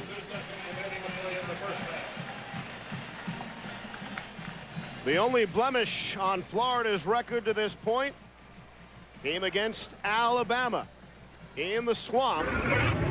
Florida had a 33-26 lead. And again, turnovers a problem for the Gators. Darrell Jackson fumbles this punt on his own 22-yard line. 4 plays later, Sean Alexander on a 4th and 2, 13-yard score. The game was tied at 33. In OT, Jeff Chandler misses the extra point after a touchdown on Florida's first possession. Alabama's Chris Kemp returns the favor with the score tied, but a penalty against Florida gave him a second chance, and he didn't miss that time. Alabama defeats Florida 40-39 in overtime, ending the Gators' 30-game home winning streak. The irony of that, Steve, is that Chandler has been fantastic this year. He's 11 of 12 in field goals. The only 2 kicks he's missed happen to have occurred in that one game. That is a pressure kick. Chandler so far, a couple of field goals, again, from 21 and 35 yards away. And he's given Florida a 13-0 lead. Chandler to kick it off here. Robinson and Carter deep for Auburn. And it will be Robinson who'll take a knee. Auburn will start 1st and 10 from their own 20, but not before we check in with Holly Rowe. Guys, one of the problems with Auburn's rushing game this year, they're 110th in the nation out of 114 teams, I should say, begins with the offensive line. They've had so many injuries. Kendall Simmons, their starting guard, is out. Cole Kulick, their starting center, is out. Cullen Sears is playing with a broken hand, so they had to move left guard Mike Fusillo to center. TJ Mears was the right tackle. Now he's moved to left guard, and now he is out of this game with an ankle sprain. He won't return tonight. Thank you, Holly. Flag on the play there, as again they try to run the football. The total rushing, sorry, Todd. Prior to the snap, contact made by the defense, 5-yard penalty. The rushing numbers so far for Auburn, 7 carries, minus 12 yards. Well, that makes the total offense for the team 35. And the Florida defense has certainly settled in. John Hoke, the defensive coordinator for Florida, has done a very good job, with the exception of one game, and he acknowledged that. He knew that they had to make some adjustments, and they have since that Alabama game, and for now they've been almost impenetrable. In that Alabama game, Bama had 11 third-down conversions, and that pass is picked off by Marquand Manuel. Marquand Manuel on the interception, and it comes at the worst possible time for Auburn. Lorenzo Diamond brought him down. Great anticipation by Manuel to step in the way of the slant route. And clearly he just wanted the ball more. That's one where the ball is in the air. The offensive guy and the defensive guy both need to go after. In this case, Manuel was the one that was a little bit more aggressive. Take a look. Here comes the slant. Manuel is able to cut in front of Ronnie Daniels. Big turnover for Florida. Of course, Florida's problem coming into this game, Steve, is they were the ones that have been turning over the ball. Instead, Manuel steps in with a big play, playing some great football for Florida. 64 tackles coming into this game. He's the team leader in tackles, and now he gets a pick. And he had 20 tackles, 20 of those 64 in the Alabama loss. Off the interception. Florida looks right up top, right for the end zone, and it was over the head of Jackson. There is a flag on the play. This game really has gone according to the plan, even the Auburn plan. Pretty much what it seemed like they expected has pretty much happened on the field here tonight. Well, the problem is that they've won the kicking game. They've been able to get good field position. I mean, but again, illegal formation. 6 men on the line of scrimmage on the offense. It's a 5-yard penalty. Repeat, first down. But that 98-yard drive has really been pivotal, not just because of the 7 points that it produced, but the time it took off the clock. And of course, the offense for Auburn has been a little more than a little bit inept. And Florida is starting to assert its dominance here, particularly now with this turnover. Make it first and 15. Ball at the 16-yard line. Carroll the lone setback. Quick dump off to him. And he is brought down at the 5-yard line. This is a great play. It's a middle screen. You spread out your 4 wide receivers, and that negates the middle of the field. Watch number 2. Here he comes. He's just going to be sitting in the middle. The linemen take off downfield. Of course, things are spread out. He actually doesn't get touched until he's 10 yards downfield. Excellent call by Steve Spurrier. Florida can even get a first down before going in. 2nd and 4. Ball spotted at the 5. Carroll to the right of Johnson, and Johnson's going to try to run it, and he was stopped immediately, hit by Jimmy Brumbaugh. Obviously, Doug Johnson is not somebody that runs a lot of quarterback draws, plus the fact that they certainly don't want to get him hurt. That normally isn't a bad call, but Johnson, not known to be fleet of foot, needed to hesitate a little bit to get the people upfield. Instead, he takes off too soon, and Brumbaugh was not fooled. Bring up a 3rd and 4 from the 5. Florida inside the 20-yard line. 83%, and 23 of the 30 scores have been good for 6. We'll see what they come up with here. On 3rd and 4 from the 5, Johnson rolling to his left, throwing, and it looked like his primary receiver was knocked down. The only thing standing are 5 blue shirts. Let me tell you here, Steve, we've made reference to the good Auburn defense. There was a situation there after the turnover. They could have just folded it up and said, look, come on, our offense is doing nothing. Let's give up. Instead, they get down to the 15-yard line. Certainly they're going to score a touchdown. Instead, they hold them 3 and force a field goal. Maybe this will give the Tigers a little momentum. Chandler will try it again. Good from 21 and 35 so far. This one from 22 to give Florida a 16-0 lead. And he's got it. So the result of the interception is another Florida field goal. 3 minutes, 11 seconds to play here in the first half. The Auburn offense will go back to work. They found themselves trailing the Gators 16-0. Out here and practically everywhere else, people are using 1010-9000 because it's the easy way to find a phone number. I'll tell you why I use it, because now I don't have to remember area codes. There's too darn many, and they keep a changing. Well, that's one good reason. Any others? Yep, I like the 1010-9000 operators. Sure beats talking to a machine. No area codes to remember and nice people to help you. Yep. Wish I'd said that. 1010-9000.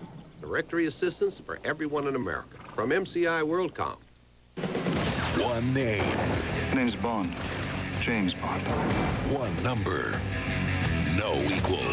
A martini shaken but stirred. The James Bond 007 collection. Own them all on VHS and special edition DVD. You have meditated for 3 months. Yes, Master. What have you learned? Nobody in the world sells more real estate than Remax. Remax helped us find this place, you know. Cool. Remax, the real estate leaders.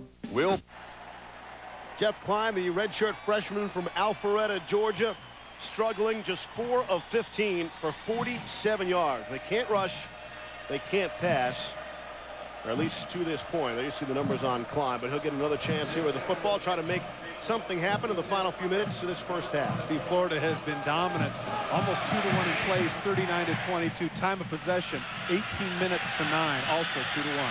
Travaris Robinson try to give Auburn some decent position to operate with, and he gets it out to about the 25-yard line. ESPN Sunday Night Football features the Washington Redskins and that high-powered offense as they take on Jake the Snake and the Arizona Cardinals. Coverage will begin tomorrow at 7:30 p.m. Eastern with NFL Prime Time. And then on ABC's Monday Night Football, Emmett and the Cowboys head to New York to battle their NFC East rivals, the Giants. It's 9 p.m. Eastern over on ABC, ESPN, and ABC, your exclusive home for primetime NFL football. Injured player on the field, and it is the tight end Lorenzo Diamond. Steve, you mentioned the Sunday night game, the Washington Redskins, a former War Eagles, kicking a little butt there. That's Stephen Davis, their runner. I think he's got 9 touchdowns. He leads the NFL. One of the great tailbacks that came out of Auburn. I think that's one of the reasons why people are so surprised that Auburn has not been able to run as effectively. I mean, in their history, you know, great tailbacks. Joe Cribbs, Brent Fullwood, Vincent something. Oh, yeah, Jackson. That's it. Yeah, he's an old teammate of mine. Bo Jackson. Great runners in the past. Have to be able to run to be successful in this conference. Lorenzo Diamond, the tight end, is somebody that they're really counting on to help them in their offense. They need to throw to the tight end. He's at Mississippi. He had some great tight ends like Chris Mangum, Rufus French. They're hoping that Diamond can develop into that kind of pass catcher. Freshman out of Biloxi, Mississippi. Clifton Robinson on the carry there. The thing is that particular position is key, because if you're going to run the spread offense, you got to have somebody that can make the catches between the hashes. Diamond at 6'3", 230 pounds, they're hoping that he's the guy to do that. As you can see, Rufus French and Mangum, the numbers they put up under Tuberville at Mississippi, that's a lot of catches for a tight end at the collegiate level. They're hoping the number 49 can do that for them in the near future. Robinson and Evans in the backfield behind Jeff Klein. And the give is to Robinson. Squirts through the first hole, couldn't make it through the second. Markland Manuel on the stop along with Darrell Dixon. The one thing about this, Steve, even though it's not terribly exciting with the clock running down to 2 minutes, is that now Auburn comes up for the first time with a very makeable third down. Up to this point, you pointed out that graphic, they've been averaging on the last 4 third downs, third and about 18. Now they come up third and short. Good opportunity here maybe for some play action. This might be 4th down territory as well. When you look at the situation of this game, they said expect to go for it from time to time on 4th down. They didn't get it there on 3rd down, and we'll see. Robinson tried it. Gerald Warren greeted him. And the reaction of Tuberville as he scratches his head says it all. The reason I mentioned play action, Steve, is you're down 16 points. Don't go for the standard play. I mean, play action, move outside and do something with it. With an entire half to go, Steve, they're going to punt, and the clock is running. I'm surprised that Florida isn't using a timeout here. Duval steps onto the field. The reason they're not, of course, is they only have 1 left, so they'll see about the punt return, about getting themselves in decent field position. Auburn is down a kicker. Rob Baranis, we should point out, has been suspended now for the 2nd consecutive game, violating team rules, they say. Here's Bo Carroll trying to break one. And Carroll inside the 40-yard line. A 37-yard return off the 44-yard punt by Damon Duval. Rob Pate finally brought him down, and Florida will have a chance to add to their 16-0 lead. We're a minute away from halftime, and it's not just any halftime. It's the Buick halftime. Brian Kenny and Rodney Gilmore in the studio. We'll have more on Va-Tech's blowout victory of the Orange. What's going on with those Seminoles and Alexander the Great. That's all coming up on the Buick halftime report with Brian and Rodney. That's a minute away.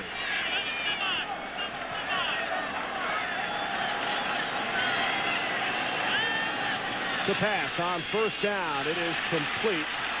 Johnson showing some good touch there as he was able to loft it over the linebacker, Haven Fields, and hit his intended receiver, Darrell Jackson. And do with some velocity, too.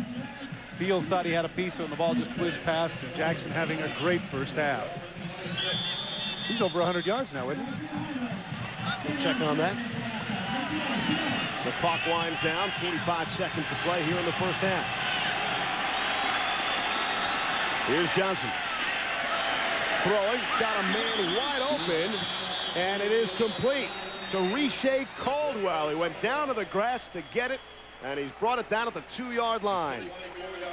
What Florida has done is they run so many people on the slant route, it takes away the underneath coverage. Look at all the underneath coverage that now disappears, that affords Johnson the path to throw that post.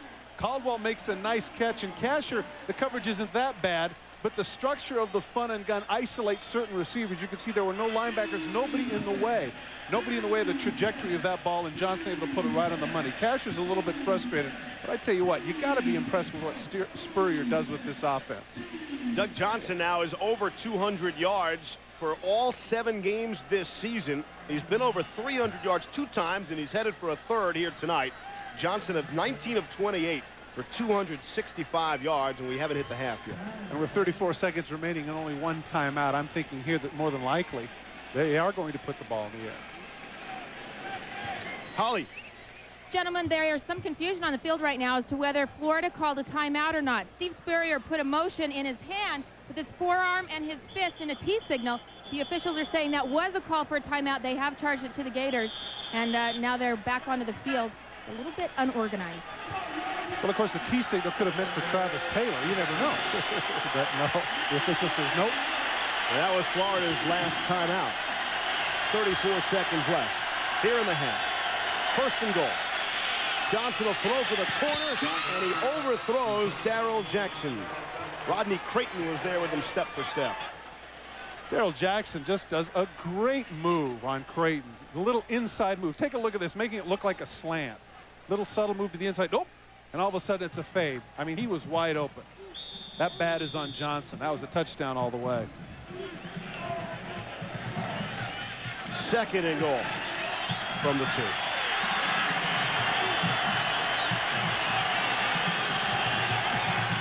Johnson will throw it again to the corner. Again for Jackson. It looked like it was knocked away. Rodney Creighton right on him. Now here's the case where I got on Johnson. It was his bad. This time it's Jackson's bad. This is a play that everybody runs now. It's called the fade stop. It looks like a fade, but they're going to throw it behind him. Hits him right in the hands, and he doesn't come up with it. That's a case where you shouldn't catch it with your hands, and let me tell you why. Because when your hands are extended right there, you've only got 1 chance to catch it. If you catch it in your body, you got a chance to bobble it, catch it with an armpit, pin it against you, trap it. Here's your 3rd down play. Again, throwing for Jackson, rather Travis Taylor, and it looked like he pushed off a little bit, but it doesn't matter. It's incomplete. Rodney Creighton again. I was going to say, we got to give our kudos to number 10, Rodney Creighton. Early, remember in the 1st quarter, he was the guy that got burned 3 or 4 times. They isolated him 3 straight times out there, and 3 straight times he comes up with the play. Number 10, nice job. Really nice.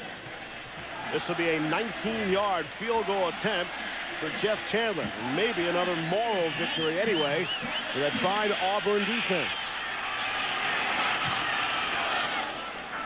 And he punches that one through. Jeff Chandler has 4 field goals on the board. When I see you brought this up when you talked about Johnson's statistics. Here's a guy that's already thrown the ball, what, 32 times now, 33 times, 265 yards, and you look up and they only have 19 points. That says a lot for the defense of Auburn. They're hanging in there. 19-0. 17 seconds left. And if you're Auburn, do you try? What else do you try? They've tried running, they've tried passing. Well, the problem here at this point, too, down 19 points, is that a gadget isn't likely. That's not going to fool anybody. What they have to do is stick with the original game plan, which has informed the information that we received from Tommy Tuberville was to spread people out and throw it short underneath. The problem is that the offensive line has been unable to keep out the front 4 of Florida, and so it becomes kind of a Murphy's Law thing for the War Eagles. Auburn is undermanned. They have 85 players on the roster. The problem is only 32 of them see the football field. And I was going to say universities like Florida and Florida State regularly in a game can play anywhere up to 50 players because they have that kind of depth and those kind of athletes. Obviously, Auburn at this point certainly does not. Chandler will put it in the air. Robinson and Carter are back deep for Auburn at their own goal line. Low line drive kickoff. Robinson from his own 3. Out beyond the 20, the 30, and he is forced out shy of the 40-yard line with only 8 seconds left in this first half. And Auburn has struggled to move the football at all here in the first half. Be hard-pressed to get in the field goal position with 8 seconds left. There you see what I'm talking about. 42 yards total offense for Auburn. Well, again, we've been praising Auburn's defense, but I think it's appropriate here to give some kudos to Florida's defense as well. 42 yards. That's a great job. Great first half. Fine throwing. Complete. 4 seconds left on the clock. It's Ronnie Daniels. Ronnie Daniels is their big play guy, Steve. For Auburn to get back in that game, he needs to do a few more things. He had 5 touchdowns, 22 yards per catch coming into this contest with 21 catches, far and away their main man in the offense. But I think that's the first time, if I'm not mistaken, that you called his name. Against Mississippi State a week ago, 4 catches, 113 yards, including a 64-yard touchdown in which he lost his shoe at the 25-yard line and still went in for the score.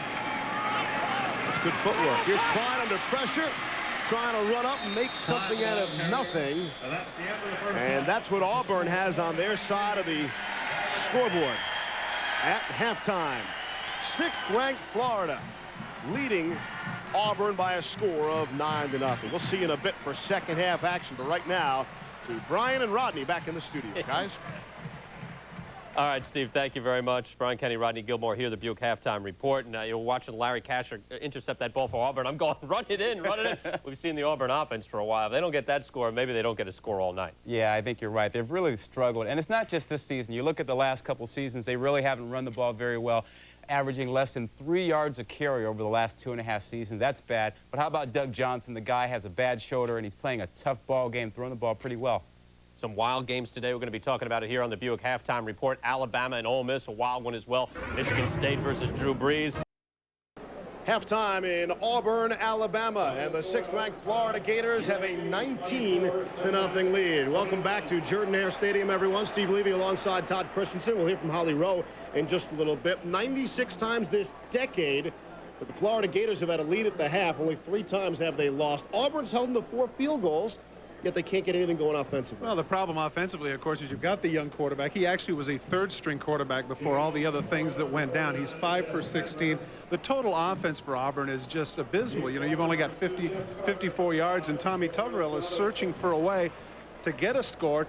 I mean, not just get a score, but get a couple of first downs, get a little confidence in this offense.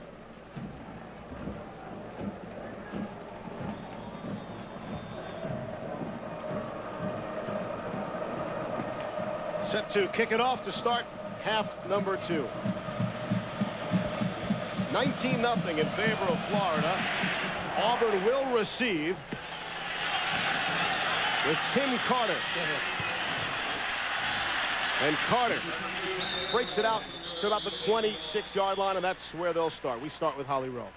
Guys, Steve Spurrier told me that he was very impressed with the way Auburn's defense had played in the first half, and he was disappointed in simple things like how they were throwing and catching the football. He added, hey, this is a beautiful night for catching. He just doesn't know why his receivers aren't doing it. For Tommy Tuberville, he said their only concern here in the second half is to block, something they haven't been doing. He said we've got to continue trying to run the ball, and he also said they will go back to that spread formation and try to spread the field a little bit more in the second half.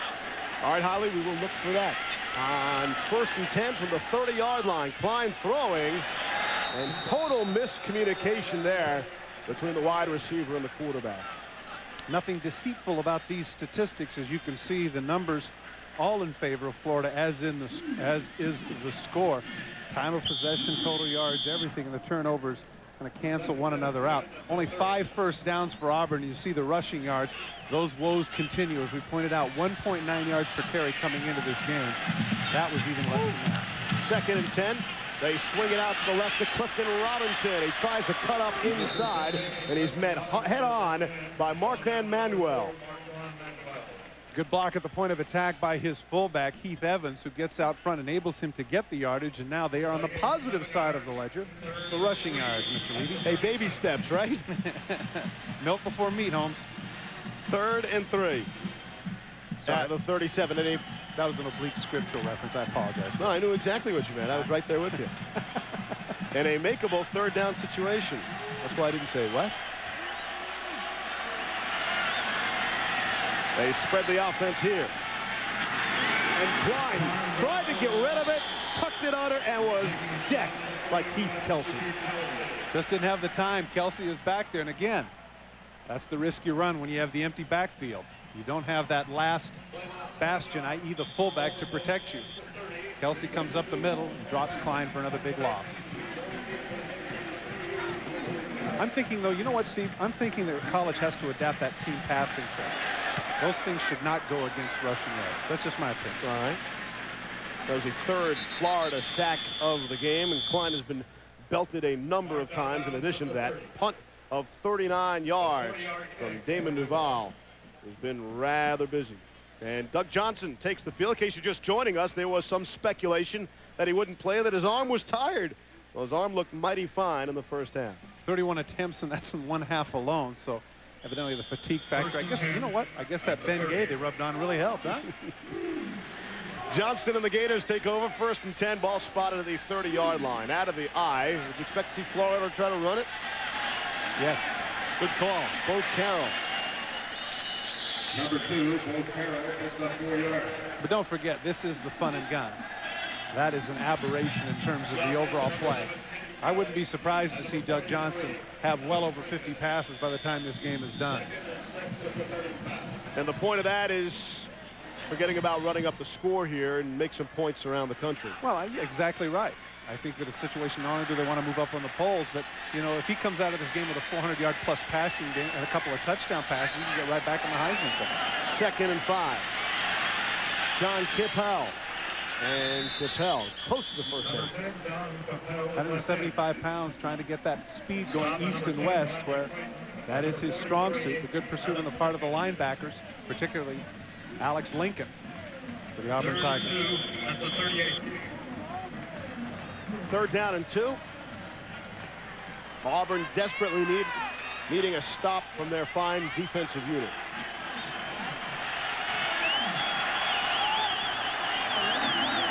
Two wide receivers out to the right. Johnson changing the play at the line of scrimmage. And it's a pitch left to Bo Carroll. Has a hole and then some. At the 40, one man to beat. At the 20, won't catch him. Bo Carroll, a 62-yard touchdown run. And Florida has opened this baby up. For whatever reason, Auburn felt like they were going to go wide side. It's because they had their two wide receivers there. I think they anticipated a throw. Instead, a simple toss play to Carroll, and he goes the distance, cuts back against the grain. The last man that had any opportunity to get him was Adlai throwing the free safety, and he couldn't do it, and Carroll shows that 4.3 speed. The injured Auburn player is Rodney Creighton is being helped off the field. Creighton looked like he had a chance to make the stop on the play. Maybe the only player with the best opportunity to stop Carroll, and could not corral him. Jeff Chandler is on for the extra point. He's been good on 4 field goals in his previous PAT attempt.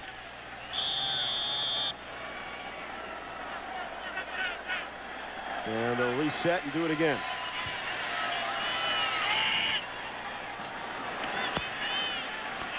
Chandler. No good. Twins. Looks like twins to the one that he missed in Alabama, but of course, this one not quite with the same significance. He misses the extra point, and because of it, Florida only leads 25-0 on a spectacular run by Bo Carroll. Which Sports Center do you watch? Mornings, evenings, late nights? Only on ESPN.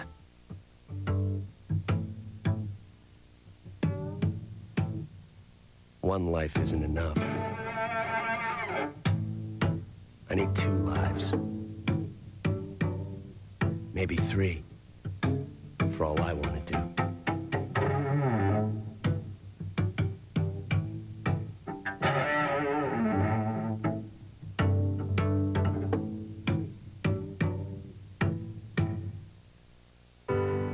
You are so beautiful.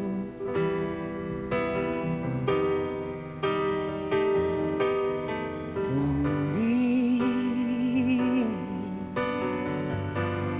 You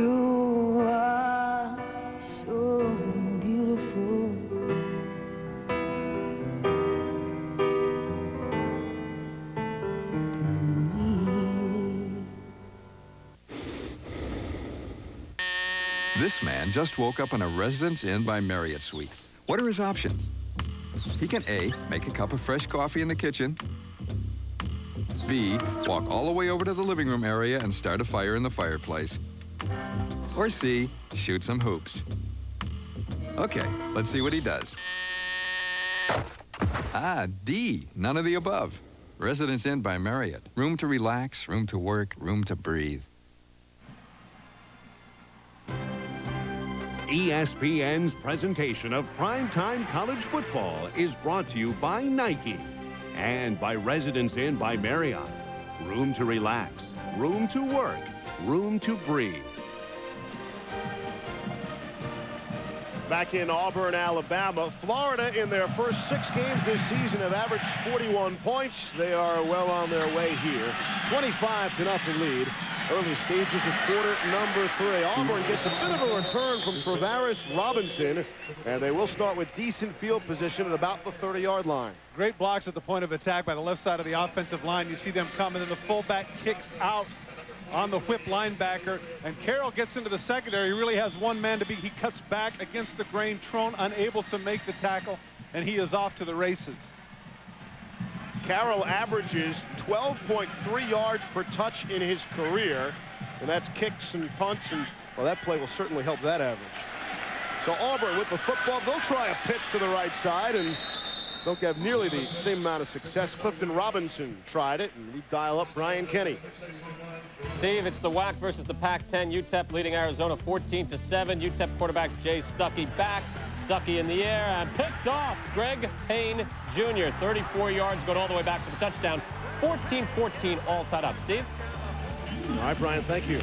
Something about that, Steve. Arizona, in some of the preseason picks, was a top 5. I mean, they were as high as 3. Some people, I guess, just can't handle success. It's been a very, very difficult year for the Wildcats down in Tucson. Klein from the shotgun. Throwing, showing off the strong arm. Ooh, and nearly a reception. They say incomplete.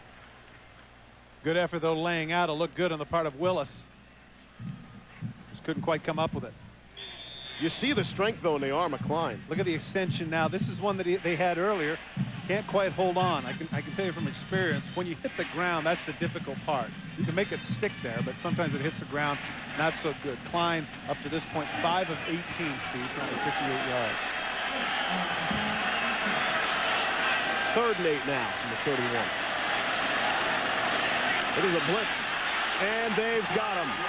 Marquand Manuel has been the star of the Florida defense, coming on the blitz, and he picks up the sack. See, there's a flag down. The linesman from the side threw that, and I think maybe Manuel might have got a little bit of the face mask. I can't tell, but I think that's what he saw. If it's anything else against Auburn, of course, they'll let it go because of the sack. Klein had it from both sides. It looked like he ran right into Manuel, but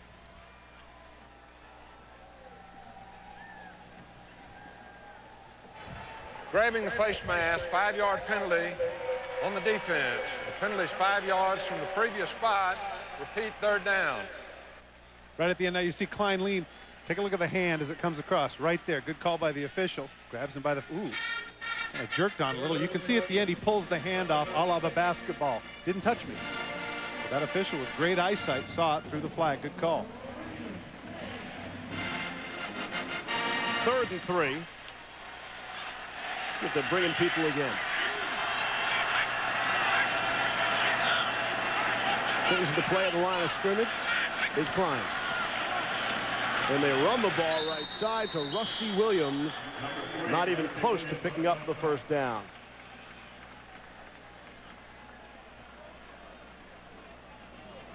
Situation, Steve, I would have to question that particular play. After that Utah game, the Utah Air Force game, over on ESPN2, you can see SportsCenter, a Braves Fall Classic, the latest on that. And are the Hokies for real? Man, they certainly look like it against Syracuse. At SportsCenter coming up over on ESPN2. Rusty Williams trying on the left side. Steve, they opted for the fake punt, and they get it to Rusty Williams. I think he was able to get it. But that was one of those that was not a gimme. So many times when you see fake kicks, you see big gains. Florida not necessarily fooled, but Williams was able to persevere and come up with a first down. Here's the direct snap to Williams. It'll be right here. He's going to get the snap. Now off he goes. Able to shake Kelsey and cut up field. Now does he get a block? Can't quite get the block, but he leans forward just enough to get the first down. So a spark, a rare spark for Auburn. See if they can take advantage. Beats the pressure and the throw. Klein was throwing and attempting for Marcel Willis, but good coverage on the play in Florida's secondary. The name we haven't called this evening is Alex Brown. Those of you that saw the nationally televised game between Tennessee and Florida, remember number 13, just completely dominant. 5 sacks in that game. He's the one that puts the pressure from the backside, but he's been very inconsistent.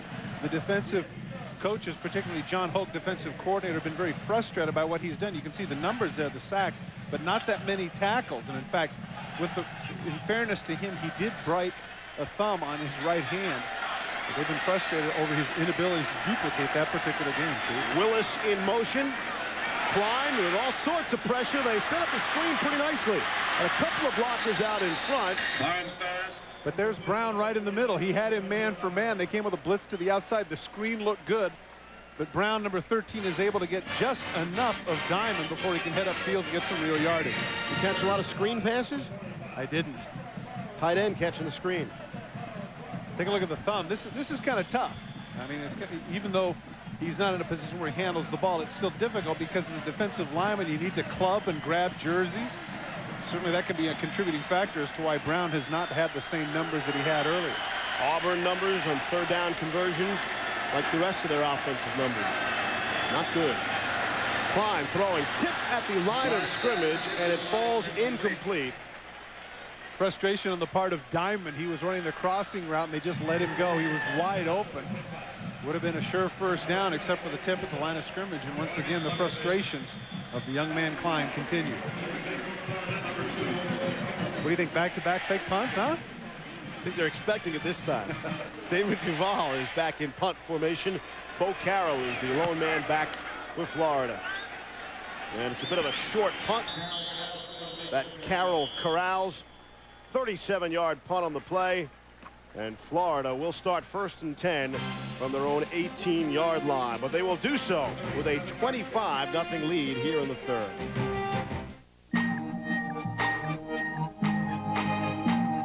In my car, my dog is no longer fat and slow. He is a god.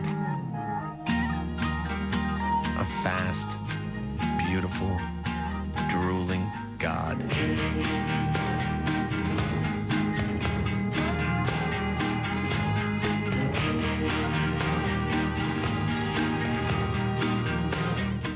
Sit down and listen to your inner voice. My inner voice says honor my inner child. Mine says love everyone. My inner voice says I like a Wendy's bacon mushroom milk. David, you need to go deeper. Oh, okay. With biggie fries and a drink? Wait, my voice is saying that too. So's mine. When you're hungry, Wendy's bacon mushroom melt with 3 strips of bacon and sauteed mushrooms in a cheddar cheese sauce is like a voice that can't be denied. When you gotta have one, you gotta have one. Boy, talk about inner peace. The World Wide Web. 40 million sites. 800 million pages. 60 billion words.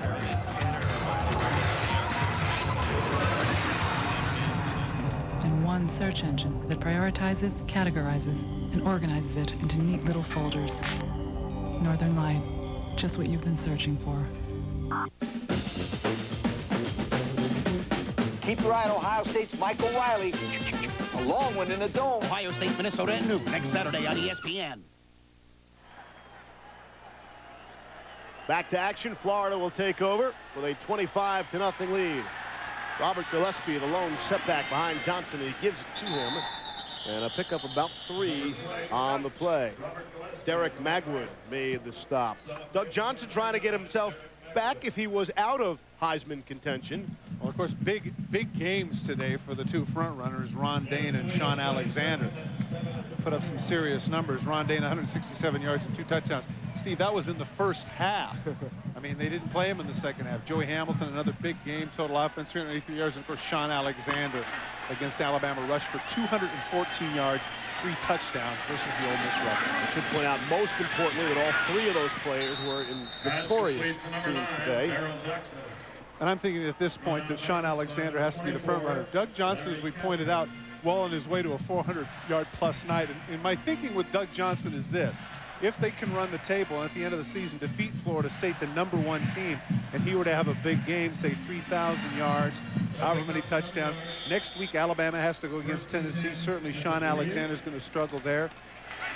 I think that maybe the guy to look at is Hamilton. He's going to put up some numbers regardless. Ron Dane has had difficulty against tough competition. Saw that a week ago against Minnesota. Florida handing off to Robert Gillespie. Leonard, well, Leo will call him, Carson on the stop along with Hayden Fields. Johnson 6th all-time on the Florida passing yardage list, 3rd all-time in passing touchdowns. The leader in both categories, Danny Werfel. You mentioned Werfel. There's certainly some comparisons to that. I mean, he kind of came out of nowhere in '96 when he won. Johnson certainly could do the same thing, but of course some of the others would have to falter. 2nd and 10 from the 28 now. Johnson firing. Receiver cut one way, the ball cut the other, looking for Darrell Jackson. Jackson having a big night.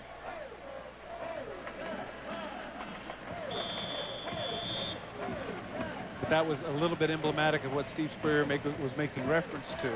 That is a difficult catch, but he's expecting these people to make those catches. He says, hey, you're in the fun and gun. Make the catches.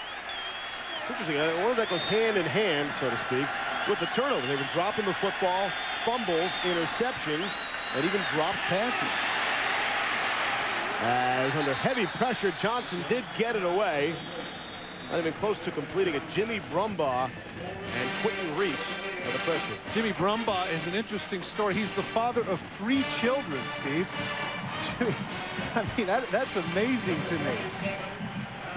3 kids, Kelly, Nash, and I believe it's Legend is one of the kids' names. 3 kids, and so you know that despite the knee injury, that's a young man that really wants to make the most of his opportunity out here on the football field. It's imperative for him to get to the next level. Alan Ryan, we haven't seen a whole lot from the Florida punter, and he's on to punt while Keith Cooper is back looking for a return, and he's out to about the 34-yard line. It's a 50-yard punt from Alan Ryan, 11 yards on the return. Well, again, pretty decent field position. Now the pressure once again on Noel Mazzoni to come up with something. But again, we've spent so much time, Steve, talking about, you know, the offense and Doug Johnson and Bo Carroll with the great runs and the frustration of Auburn's offense. I think we have to give the Florida defense its due. I agree. I mean, this is coming into this season, no returning starters. I mean, they basically remade the thing. John Hoke has done an excellent job.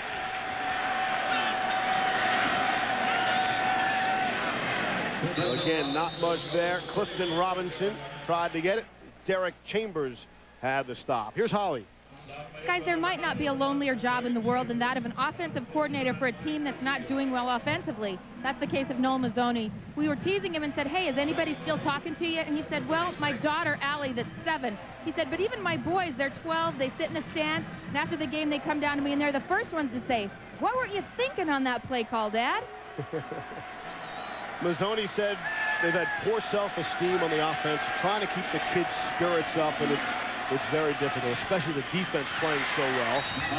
They feel like they're letting the guys on the other side of the football down. Ronnie Daniels, that catch. We mentioned at the end of the half when Ronnie Daniels made his first catch that he was the guy they were depending upon to get some big plays. I'm thinking that at some point here, run the post, throw it up, do something. You got to change the course of what's happening, which has been very predictable for the Florida defense. Seems like every time Daniels gets the ball, he's a step from being out of bounds. They can't get him into the open field. He averages 22 yards per reception. And a timeout. Auburn is taking a timeout here, down 25-0. Come back with a 3rd and 1. Ladies and gentlemen, we ask for cooperation. We Would you like to save $1,000 more than you thought possible on a new car this week? Just come to the Malloy Auto Mall of Woodbridge, your Lincoln Mercury headquarters. Save up to $6,000 on brand new Lincolns and Mercuries, and 0.9 financing is still available. Look at this, a Mercury Villager Malloy priced at just $17,395. Save over $5,000 off MSRP, or lease for only $349 a month with absolutely zero down. Malloy Auto Mall of Woodbridge, your Lincoln Mercury headquarters, where low prices drive our business.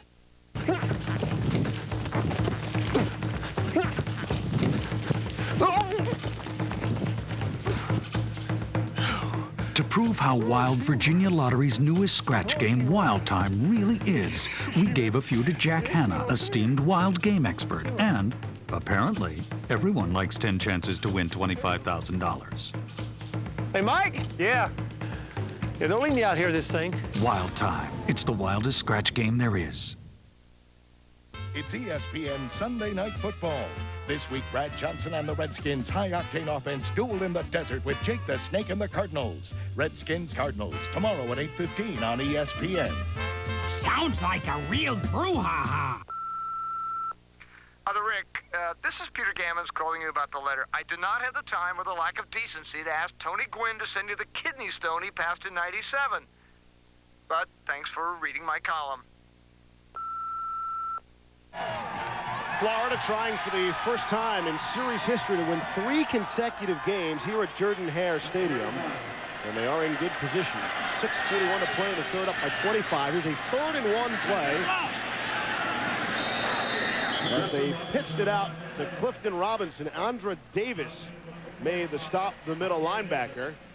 Steve, we talked a little bit about the struggles of the running game for Auburn. Take a look at some of the great runners that they have had in the past, and every one of those runners had stellar careers at the NFL level. Of course, you know what Bo Jackson did, Heisman Trophy winner, great runner for the Raiders. Brent Fullwood, a solid career with the Green Bay Packers. James Brooks is in the top 10 all-time in total yards at the NFL level, including punt returns, kick returns, rushing and receiving. Of course, Stephen Davis tearing it up for the Redskins right now, leading the NFL in touchdowns. You see the numbers of Rusty Williams.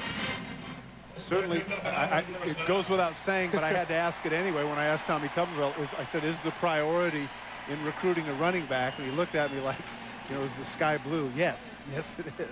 Williams, 2 carries for 4 yards tonight. Sort of adding to that total, although not much. They do give him the first down after the measurement. Jump on the offensive line, but I don't believe I saw a flag. As the ball is thrown up for grabs, nice and catch. it's complete to Reggie Worthy. Jeff Klein put it up in the air, and it's good for 16 yards and another first down. Benny Alexander is right with him, stride for stride, but that's the jump ball that everybody talks about now. You get the isolation, throw it up, and give your guy an opportunity. Inevitably, the wide receiver is going to be a little bit bigger, but that's a difficult throw for Klein to make, but he's able to put it right on the money. And that's the sort of thing, Steve, that I was talking about earlier that I would have anticipated they would have done with Ronnie Daniels a little bit more because of his great athletic ability. The numbers on Worthy tonight. 1st and 10. Ball spotted at the 40. I'm trying to think the last time Auburn was on this side of the football field. Complete, and they'll move even closer to pay dirt as they hit Lorenzo Diamond, the tight end, and he's out at the 30, and I believe another first down. Safe to say he's a little bit excited about it because he's been running that crossing route a number of times without success. Tip passes are looking the other way. Here he is right here. It's going to be a basic crossing route. Cuts up the field. Man coverage. He's able to get open. And right here, good looking stiff arm right here. Nope, not going to get me. Cuts up the field, and as you saw at the end of the play, very animated. See Clifton Robinson, 175 pounds, came over to make a nice block for him as well. It's only the 2nd time they've crossed midfield. Oh, 2 minutes into the 2nd quarter. Oh, God, that time, Robinson paid for it. Alex Brown beat him up. You know, when you were talking about watching something coming down Broadway, Alex Brown came from the outside just completely untouched. Get a chance to listen to this collision.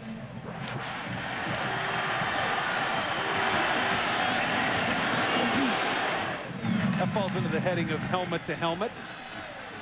Or if you want to use the very, very old vernacular, a depleter. 2nd and 15 off the loss. And the collision. Klein to throw, and no, it won't. It's a flag. It's a motion penalty.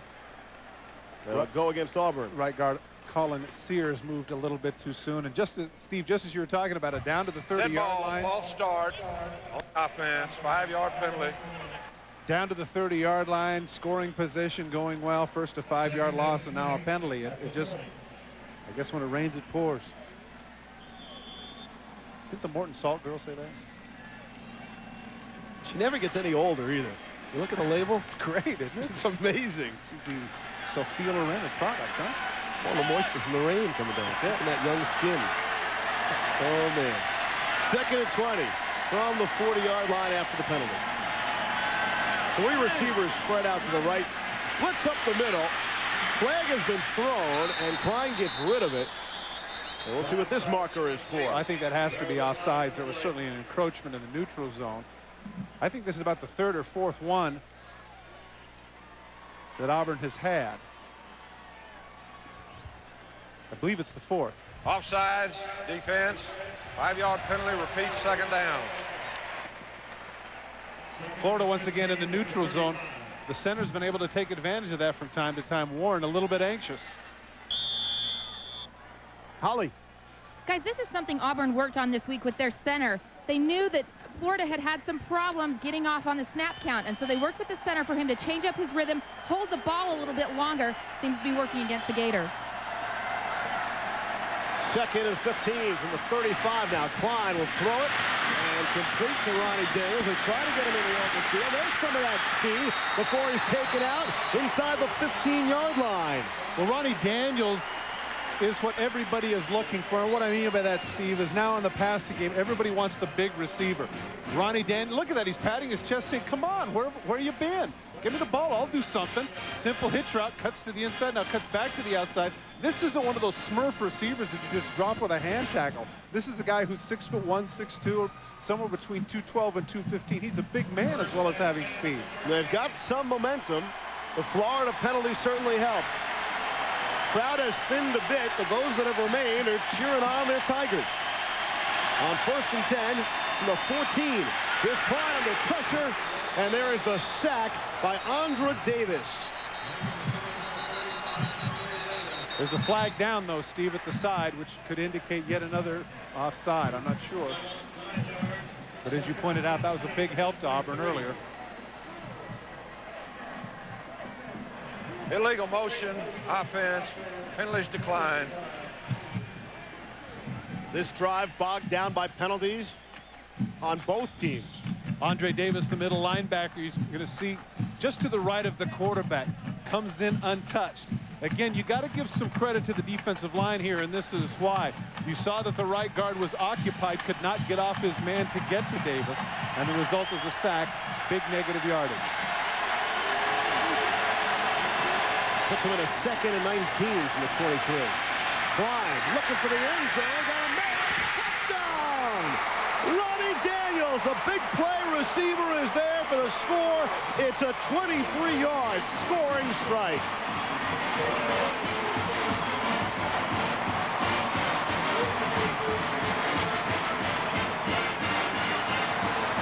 Steve, Ronnie Daniels does a great job, not just in making the catch, but he's got his right shoulder against the defender, shoves off just a little bit and coming up and making the catch. Great effort. And of course, you have to ask yourself the question, what's up? Where's he been? David Duval on the extra point. Well, Ronnie Daniels is a young man who spent 3 years in the minor league organization of the Montreal Expos. Here he comes right into your picture. Corner route a little bit wobbly right here.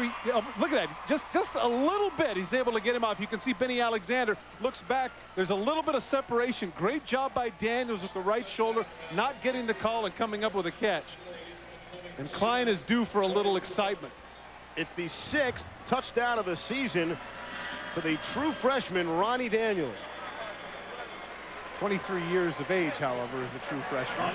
Certainly the experience at the professional level of the Montreal Expos helps. And of course, we're seeing a lot of that throughout the nation, Steve. Chris Winkie, Quincy Carter, et al. A lot of people, Josh Booty. Josh Booty, yeah. Yeah. Holly has more.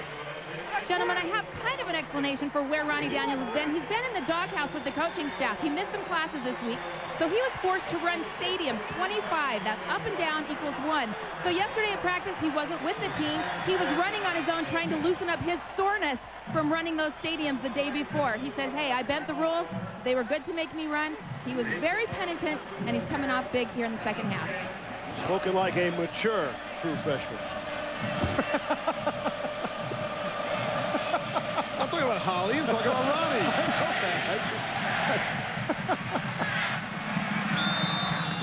You're legislating my emotion. I wanted to laugh. That's all right. I tell you what, though, he is an athlete. And that's not what you want to do. You have the momentum going your way. You don't want to kick it out of bounds and give Florida great field position at the 35. 25 Illegal to 7. kick, out of bounds. Penalty puts the ball on the 35-yard line. First down. Great sports number. When I was a kid, I remember David York, one of those tuna sports books called Hot Shot. The guy's number was 25. I just think that's a great sports number. And Daniels, boy, as a freshman, he's going to put together some numbers. Of course, I'm guessing by the time he gets to his junior year, if he's still doing that, he's probably going to go, huh? Thursday is going to probably be 44. So. There's another one of your great sports numbers. Rolled out. You're a big fan of Butch Husky the other day, the Red Sox, saying, hey, 44 is an athlete's number. It is. It is an athlete's number. Now, it's incumbent upon Doug Johnson to get a little momentum back for Florida. And we've been talking about the pressure being on the Auburn defense all night. Well, this is a time here where they need to stop and get the ball back while Klein is hot. In that last drive, Steve, 5 for 5. That's outstanding. 2nd and 4. Well, let's see if they can get a defensive stop here. Single setback is Carroll behind Doug Johnson, the quarterback. Pumps once and then lets it go. And overthrew his wide receiver by a long shot. He got some pressure from Marcus Washington on the play. It rushed him.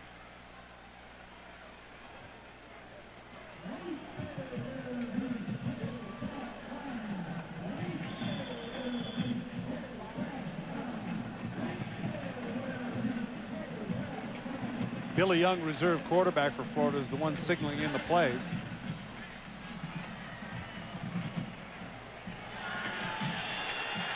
And even though he's not playing, it's physical. Wow. What was that? To give the wrong signs? Flea flicker. Johnson looked to throw it, couldn't. Got immediate pressure from Kenny Kelly. Kenny Kelly with the sack, but really that's what the defense has been doing all along. Remember, in the first half, they did a great job of stopping Florida in the red zone. If you recall, holding them to the number of field goals. First of all, there's Casher, who steps in front with a 62-yard return. And then there's Fields batting the ball down, almost coming up with an interception himself. Great job by the corner in that case. Creighton. Cooper is back for Auburn. Fumbles the football to 15. And he was able to recover on the punt return. A punt of 50 yards for Allen Ryan. And we'll see what Auburn can do with the football. Markeith Cooper starting to run before he has it. Lucky he was able to come up with it. Hustling downfield, great effort on the part of Vanez Gooch, who was almost able to take it away from him, but the 158-pound Cooper able to get it back. Jeff Klein sprints onto the football field with a little more confidence, and there's the reason for that. You might say, hey, no comparison between the two, but yeah, here in the second half, you could compare the numbers, and favorably for the unheralded Jeff Klein out of the shotgun. Final throw. He's got a man wide open. It's Clifton Robinson down the sideline. 22 yards on the play, and Auburn's on the move. Breakdown in the secondary for Florida as Clifton Robinson ran kind of a swing route. Nobody went with him at all. Florida was lucky he didn't go the distance as Doug Johnson ponders the fact that, hey, we're up 18. I thought we were going to blow these guys out in the second half. Hasn't happened. Auburn's decided to stay around.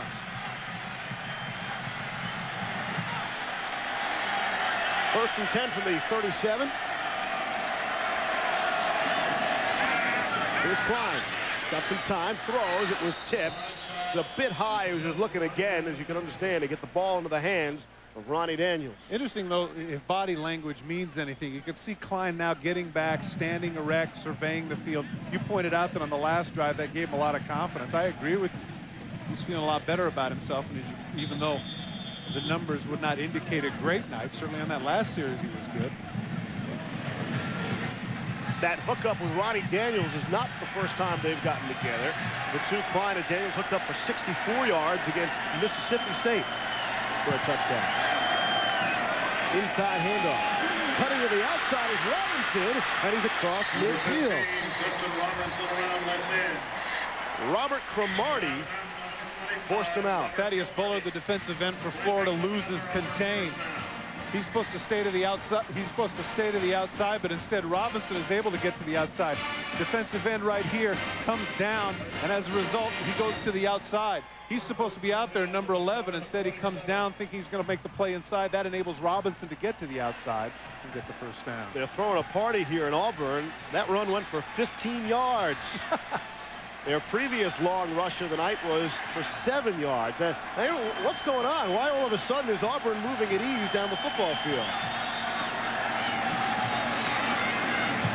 All right, at ease has been slowed just a bit as Robinson was taken down that time just about the line of scrimmage. Well, I think complacency certainly set in. You know, it's 25-0. You think this thing is over with. Auburn drives the length of the field and the defense does its job. And, you know, frankly, I think Florida is a little bit back on its heels.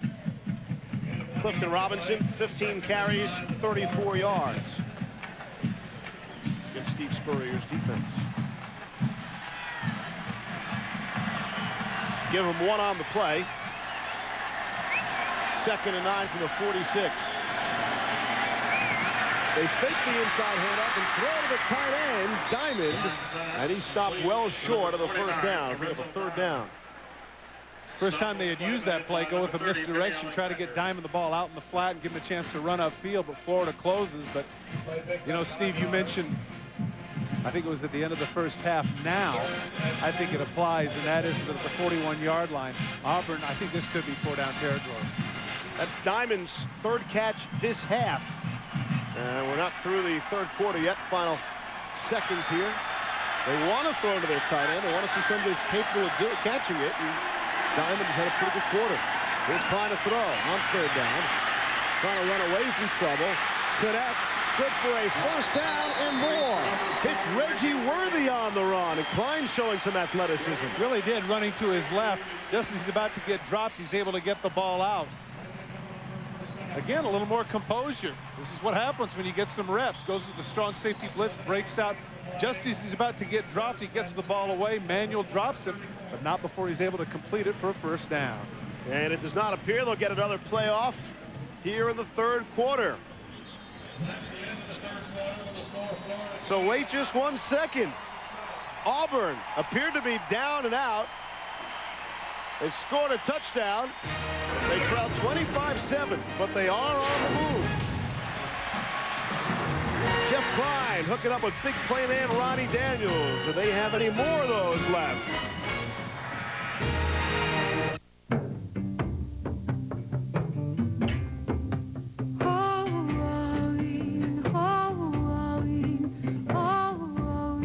I keep thinking if I drive real slow and I take a lot of back roads, maybe I can hold on to my daughter just a little bit longer.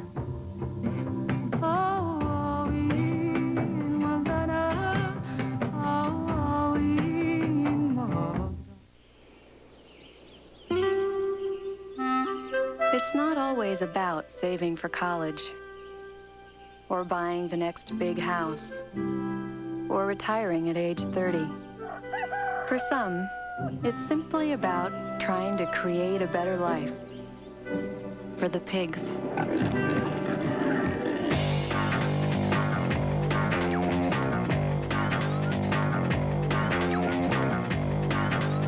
Your family has celebrated lots of first moments. First ride, first love. And now, McDonald's gives your family a first-in-a-lifetime chance to be a part of the year-long Walt Disney World Millennium Celebration. You could win one of 500 dream vacations for 4. Pull the tab when you supersize an extra value meal. Grandma, this is my first millennium. Mine too, baby. Where can you start celebrating the millennium? Did somebody say McDonald's? Same room as last year. Just like I have the same cold, stuffy, sneezing, fever. Last time, up all night. How can I focus at 6 a.m.? Try NyQuil. I'll feel better, even with a monster cold. With NyQuil Relief, you can rest. And when you wake up... Good luck, laddie. NyQuil. The nighttime sniffling, sneezing, coughing, aching, stuffy head fever, so you can rest and have a good morning medicine. You know, you can't accept less from life. Because then you'll accept less from your work. Then you'll accept less from your weekends. And the next thing you know, you'll accept less from your beer. And you just can't accept less from your beer. Because then you'll start accepting less from guys who install satellite dishes. And you might lose reception during an important football game. And hey, that's just wrong. Ice brewed so there's never any watered down taste. Ice House. Enjoy. Oh, yeah. Start of the fourth quarter. Maybe the end of the quarter comes at a bad time for Auburn, moving the football down the field. Now they switch ends, and here's a 1st and 10 from the 34. We'll see if some of that momentum was sapped. Here's Klein throwing. He's got a man. And they say yes. He got a foot down, inbounds. Clifton Robinson. Same play that they had earlier in the drive, Steve, going the other direction. He runs the out and up. This time, Kelsey tries to run with him, but he can't. Robinson, obviously the faster guy. And you mentioned earlier, Klein with the gun for an arm. That was a pretty nice touch pass there, just to the outside. Robinson makes the catch. Well, he needs the 1 foot in bounds, and he gets it. Todd, since Bo Carroll's 62-yard touchdown run, the yards in the game, Florida's got 10 yards. Auburn, 146. Here come the Tigers on 1st and 10 from the 15. Out of the eye. And they pitch it left to Robinson. Not much that time. Take a look at the numbers for the quarterback. First half versus second half. Not so good, but of course he's putting up the numbers, hence the reason why those dominant numbers that you pointed out, Steve, in the third stanza. A quarterback, if you're second or third string during the week, you never get to throw. The only time you get to throw is against the defense, and that's for them. So Klein is just now getting the sort of repetitions that he should be getting, and he's proving himself to be a pretty competent backup to that man, Ben Leard, who more than likely is going to be back for their contest a week from Saturday against Georgia. This is the first time Leard has dressed in some 3 weeks. Put him in uniform, said he'd only play in emergency situations, but he's throwing the football in practice. Here's Klein. Try on the sideline, and that time it is incomplete. He was looking at Ronnie Daniels. And that's where he should be looking. This is where Ronnie Daniels has to come up big inside the 20. I was going to say, Auburn, they got a great start for 3 wins. Then the loss to Ole Miss in overtime. You take out that 24-0 loss to Tennessee. Last week, a heartbreaker against Mississippi State. And Steve, you see those numbers for Ben Leard. You pointed out the fact that in Mississippi, before he got hurt, he was 14 for 17. No interceptions. That's a percentage rate of over 72%. This is the 10th play, Todd, of this drive coming up. They had a 99-yard drive a week ago. Of course, that's an aberration for this Auburn offense. But here it is. And on the 10th play, they're in. Touchdown. It's Ronnie Daniels. And don't go anywhere. We've got ourselves a football game.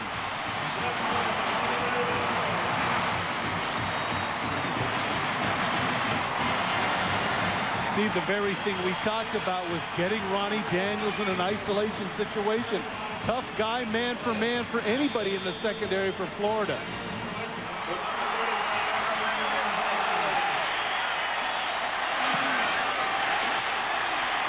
An extra point is up and good.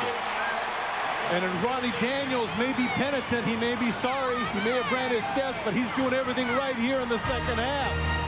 He has 4 catches, and now in the second half, his 2nd touchdown. Big play for Auburn, as you pointed out, right back. NFL Tonight, Tuesday through Saturday on ESPN2. This is awfully sweet of you, Mrs. Anderson. Well, I like for newcomers to feel at home in the neighborhood. Well, I'm sure they appreciate it. I hope so. They seem like such nice people. Welcome to the neighborhood. Colossus Bakery can help you welcome some old, new friends to Cleveland. Thank you. And I'll need that plate back. But bring your Visa card, because Colossus doesn't take American Express. Visa, it's everywhere NFL fans want to be. So, sir, I think that I could be a real asset to your company.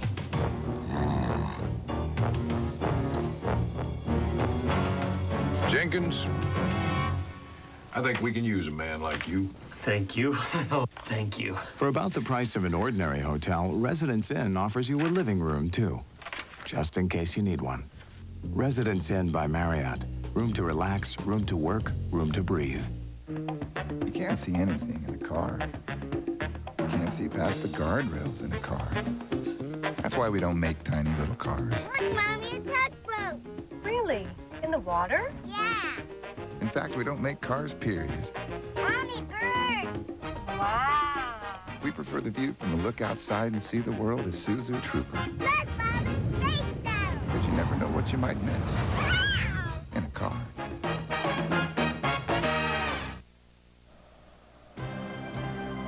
ESPN's presentation of primetime college football is brought to you by Visa. It's everywhere you want to be. And by Yamaha, makers of the new line of Bear ATVs. Yamaha, because out here, bears rule. The Auburn offense has suddenly put the juice back in the Jordan-Hare Stadium. And the fans are back into this football game. Auburn down only 11 within 2 scores. And Florida's John Capel will take a knee in his end zone. And the Gators will start 1st and 10 from their own 20-yard line. Ronnie Daniels gets man-for-man coverage. He makes Benny Alexander turn his hips. A little shove off. Able to come back inside. He's at the 2-yard line. Big body able to power through the arms and get over for the touchdown. Look at Steve, I was going to say, interesting point. We talked about the dominance of plays in the first half. Here in this particular half, Auburn has had 29 plays, Florida only 11. The crowd roaring their approval for this defense. They pitch it right to Bo Carroll. Carroll won't break a tackle that time. He stopped just about at the line of scrimmage. Maybe a pickup of 1. Leo Carson on the stop. John Lovett here, the defensive coordinator for Auburn, needs to get himself in a situation where they can take a chance and get 3 and out. They have the crowd in the game. They've got a great opportunity here. John Lovett might want to take some chances here. You know 2nd and 10 they're going to throw. This might be the time to come with a blitz. Ball spotted at the 21-yard line. Carroll and Roberts behind Doug Johnson. They send the man in motion. That's Willis. Here's Johnson to throw. And it's not even close.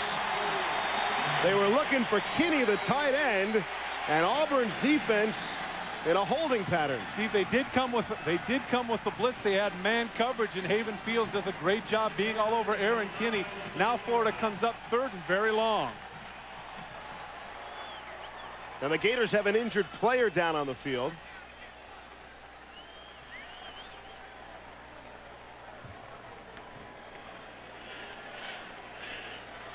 It looks like it's Bo Carroll. Bo Carroll in the position of being back there as a fullback, trying to protect for Doug Johnson. At his particular stature, Steve, at 5'9" and about 165, that's not ideal for him to be back there playing the role of bodyguard for the quarterback. And at this point, you'd have to say Todd Carroll's got the key play in the game, a 62-yard touchdown run, and not for that, things are really tight. Well, we talked about Doug Johnson and the potential for him being a Heisman guy. This is where he has to step up. 3rd and long, he has to be the guy. He has to come up with a big throw and deliver it on the money. He is only 2 of his last 9. Good for a total of 12 yards. You see the numbers on the game. We haven't heard the name Jackson much here in the 2nd half. Look for him here on a crucial 3rd down. 3rd and 9 at the 21. And they are on their feet at Jordan-Hare. And we get a whistle and a timeout. Auburn takes a defensive timeout. We'll come back to the key 3rd down play right after this.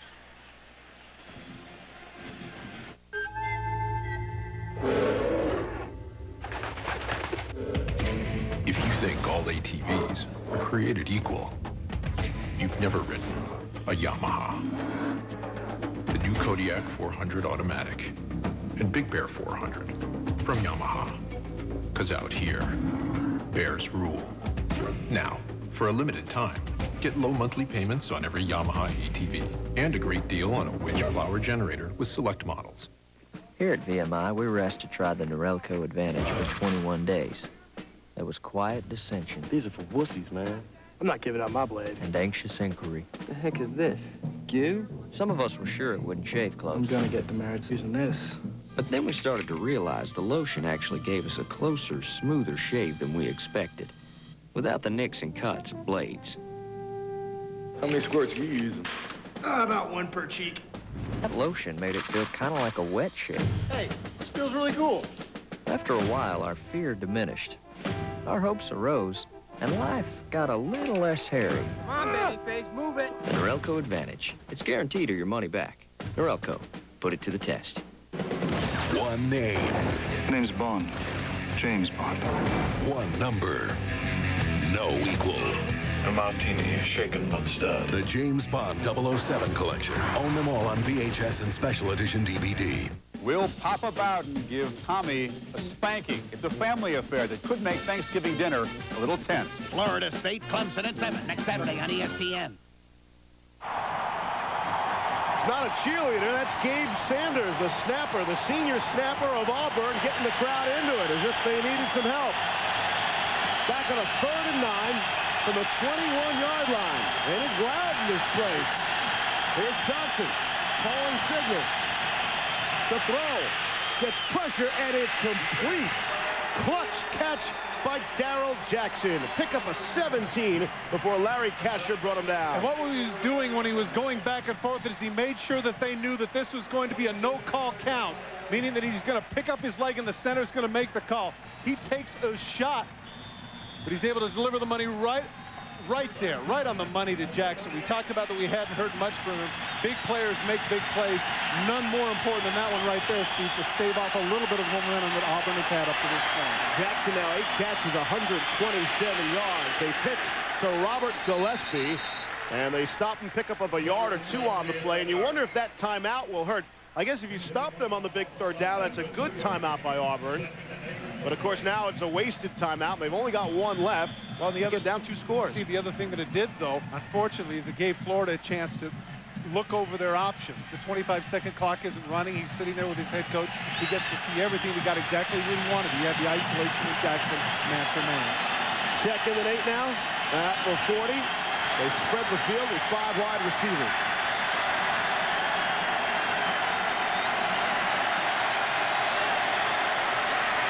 Johnson, a quick screen out to the right. Gabe Caldwell, and he'll say he's short of the 1st down. Excellent call. When you have the 5 wide receivers set, the big issue is whether or not you're going to get protected, but he catches the ball and throws it right away, even though they had the blitz coming. Caldwell gets it upfield, now a very makeable 3rd and short. Steve, this is an opportunity for Florida to get a big play. If they were to go with a 2nd tight end and bunch it in and make it look like they're going to run for the 1st down and go play action, they could really get a score here. That would fool Auburn. Johnson now 23 of 39. He's over 300 yards passing for the 3rd time this season. 302 for Johnson. You see the adds to it here on 3rd and 1. Looks like they got the forward progress. He will get the 1st down on the sneak. Haven Fields gets credit for the stop. Does a veteran thing here, too. You get up to the line of scrimmage, you don't want to give the defense a chance to dig in. He goes on the quick count. He just goes up and goes, hike and goes. And the result is he actually got about 1.5 yards. He was able to get the 1st down easily.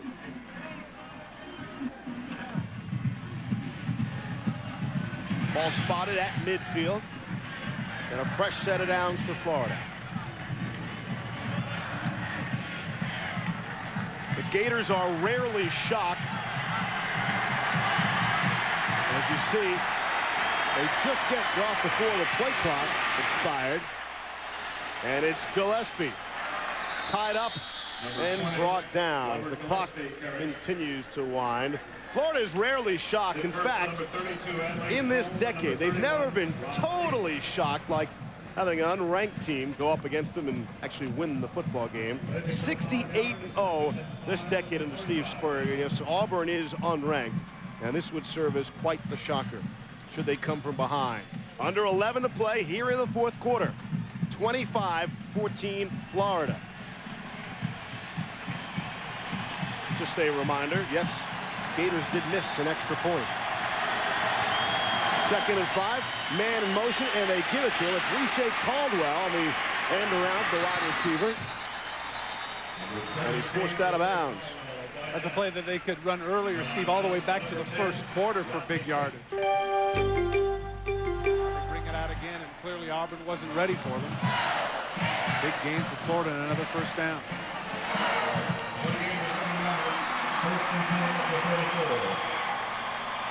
Gives him the first down. Ball at 34.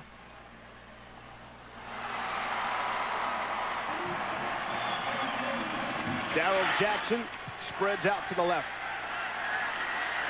In the I formation. Johnson trying to be heard above the crowd.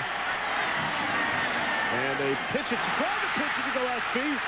And some miscommunication there, and Johnson had to fall on the football. Talk about a giant miscommunication, about a 13 or 14-yard loss. Steve Spurrier not very happy with, and it's hard to tell who the blame is. Pitches, and you can see even the fullback isn't sure. I think he's anticipating, obviously, his going to the left. But even in Gillespie's case, he looked like it was going to be a handoff. Johnson smothers the ball for the 11-yard loss, and Gillespie on the sidelines, so not very happy with himself. Bo Carroll went out of the game earlier. Holly reports it's a sprained ankle. Won't go with any running backs here. Here's Johnson under pressure, fires, picked off, intercepted by Larry Kasher. His 2nd interception of the game, and Leo Carson got the pressure, forcing the pick. The interception that he threw earlier was certainly a great play by Kasher. This is just a terrible throw by Johnson. He certainly would like to have this one back. There's nobody in the vicinity, and he tries to force it. Flushed out of the pocket, he just doesn't get any juice on the ball at all. Kasher able to come up with a catch, and now the crowd very much into this one, Steve. For Auburn, it's now the 13th consecutive game they have intercepted at least one pass. They came in tied with Florida State for most interceptions in the country. And Kasher's 2 has added to that. Here's Klein. He'll get it to Markeith Cooper, his first carry of the football game. Doug Johnson, he's thrown a few interceptions in his time. That's now 9 on the season for him. But that was one, it looked like it might have slipped off his hand a little bit. It had a bit of a wobble. He couldn't quite get the juice on it that he wanted, but that's one that now I'm sure he wishes that he had thrown out about. And Larry Kasher, on the other hand, very happy. Thank you very much. That's 2 interceptions for me now. 15 for Auburn on the season, tied for most. Of course, it could be most now in the nation. Depending upon Florida State's picks today. In their big victory. Klein will screen it out to the left to Cook and Robinson. He's got some running room, and he's down to the 45-yard line. Benny Alexander finally dropped him. Flag is down. I think there's going to be a late hit, but I don't think it's going to go against Florida. I think it's going to go against Auburn.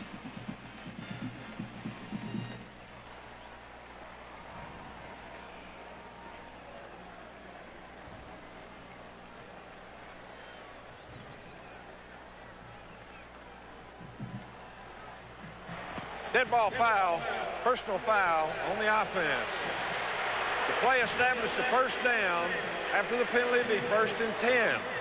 Very unnecessary play here on the part of number 71, Colin Sears. Right at the end of the play, you're going to see, right at about the 43-yard line, watch the hit that comes in.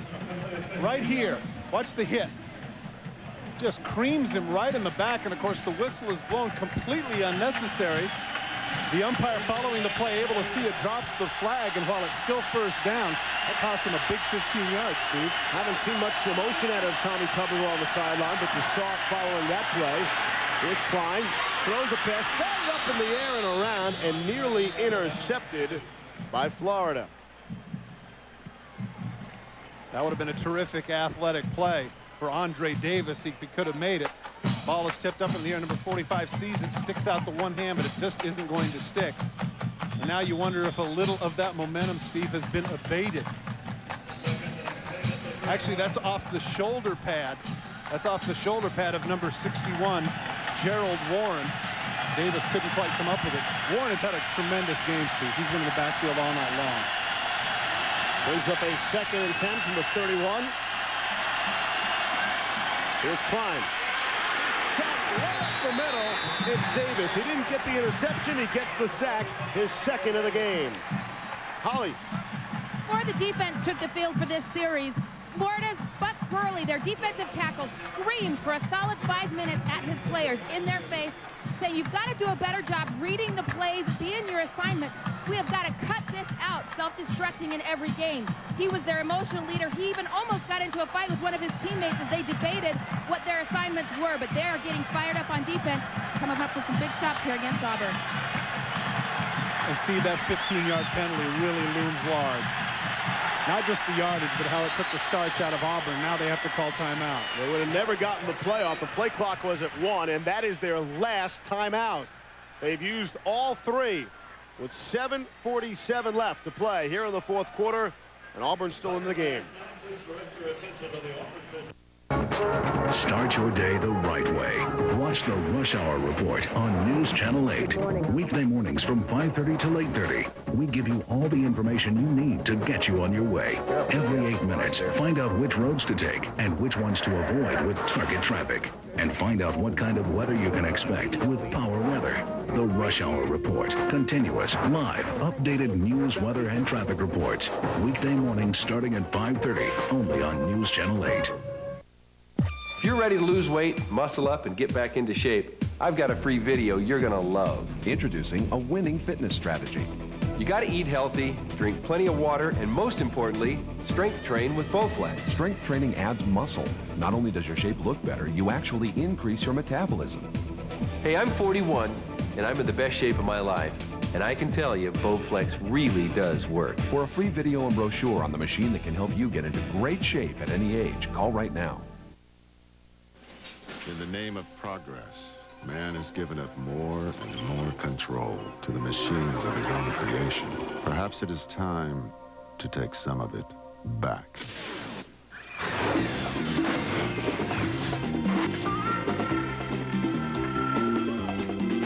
The thoroughly exhilarating TL with 5-speed sequential sport shift from Acura. No school has appeared on ESPN more than Auburn football. They have a 23-15-2 record here on the worldwide leader in sports, and will be pressed to put another victory to that. 3rd and 19 now at the 22. It looked like someone jumped. Alex Brown is pointing to the Auburn side of the field, and we'll see.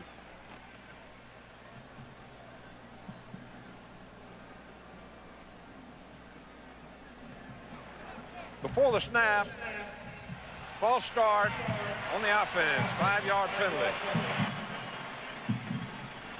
And Alex Brown was right. And more emotion out of Tuberville.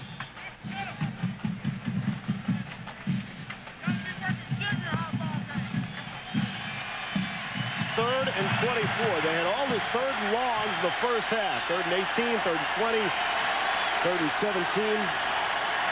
Unmakeable situations, and they hadn't been in that situation until right here, the 3rd and 24. Trying to throw it deep. Battle for the football, and who's got it? Florida does. Interception by Benny Alexander. Great effort on the part of Benny Alexander. So many times when you see that jump ball, it almost always goes in the favor of the receiver. Tommy Tuberville is complaining along with Noel Mazzoni that it should have been a dual situation, that both people had possession. Take a look. Here's Clifton Robinson, not as strong as Daniels, obviously. He's the one that comes off of it, and Alexander is able to come. Oh, that's a good call by the official. Robinson really never had his hands on the ball. Instead, Alexander is able to come down with the possession right there. Good call by the official, and a big play for Florida. Penalties really plaguing Auburn here in the 4th quarter. Forced them into that 3rd and 24. On the Auburn bench, that's the first. And Tommy Tuberville waves his hand and says, give me a break. The reason for that is that he was coming and screaming at the official. You can see him right there, still not very happy about the call, thinking that it should have been dual possession. But Tommy, if you'd have had our vantage point, you know that the call was right. And so Florida will take over on 1st and 10 at the Auburn 44-yard line. Here's Johnson looking for some points, and he overthrows his man. Looking for Darrell Jackson. Good coverage on the play. Rodney Creighton with him step for step. Had what he wanted, had the blitz, but they picked it up, had man for man to the post, but he just overthrew it.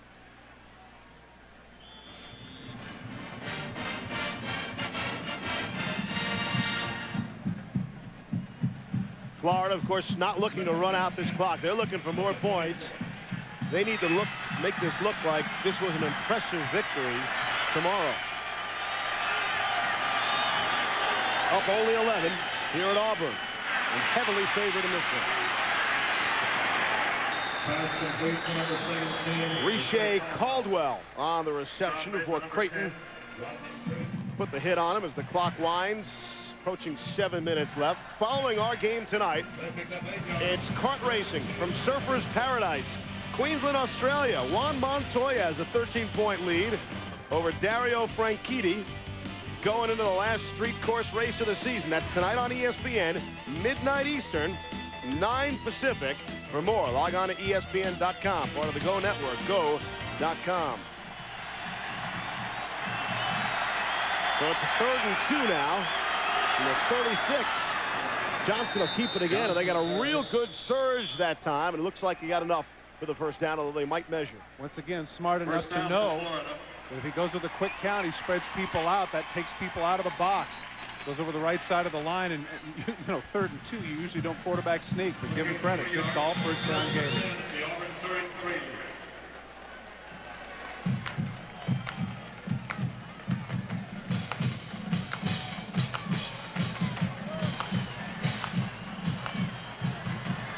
From the 33 with a fresh set of downs. Only one wide receiver set for Florida, and they hand off to Robert Gillespie.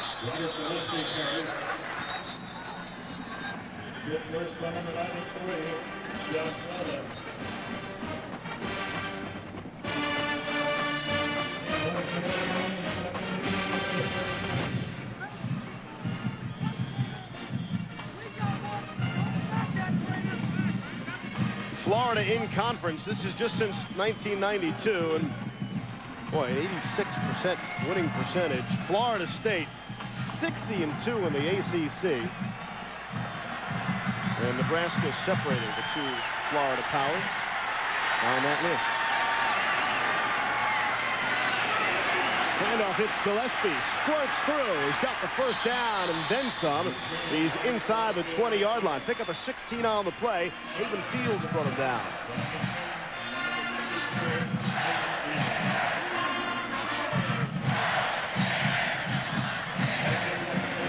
Gillespie now 9 carries for 29 yards.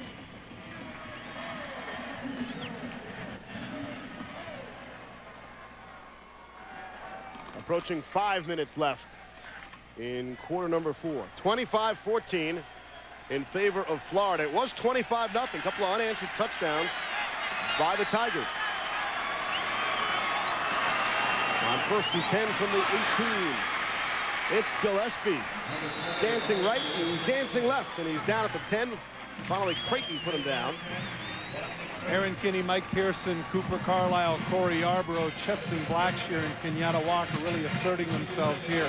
A very crucial drive. You would have thought that Doug Johnson would be the man. Instead, the front line for Florida doing a great job creating chasms for the runners to run through.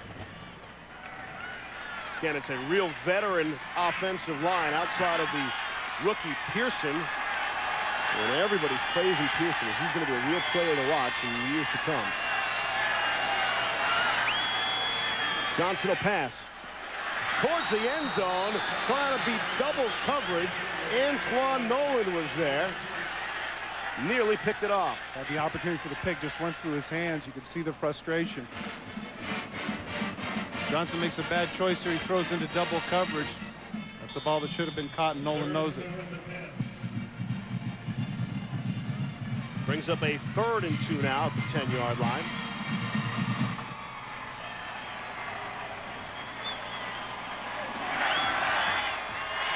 Two wide receivers to the left of Johnson. They'll try Gillespie up the middle. Gets a good block in front of him from Rod Frazier, the backup fullback, and he's out at about the 5-yard line. Younger brother of Tommy Frazier, the former quarterback for the Nebraska Cornhuskers, who led them to back-to-back national titles in '94 and '95. This version of Frazier a little bit bigger. 5'11", around 240. He's the lead blocker, did an outstanding job, as you pointed out, leading the way to another first down for the Gators. First and goal from the 5.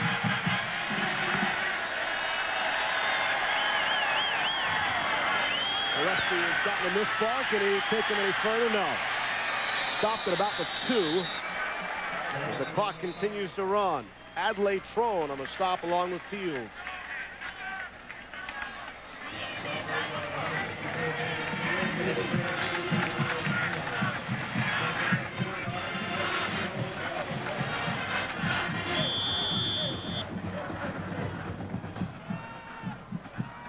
.318 and counting.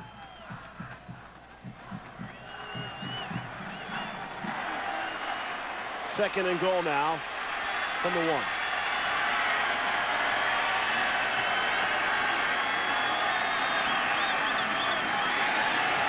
Gillespie leaps up and over everyone, and he's in the end zone for the touchdown.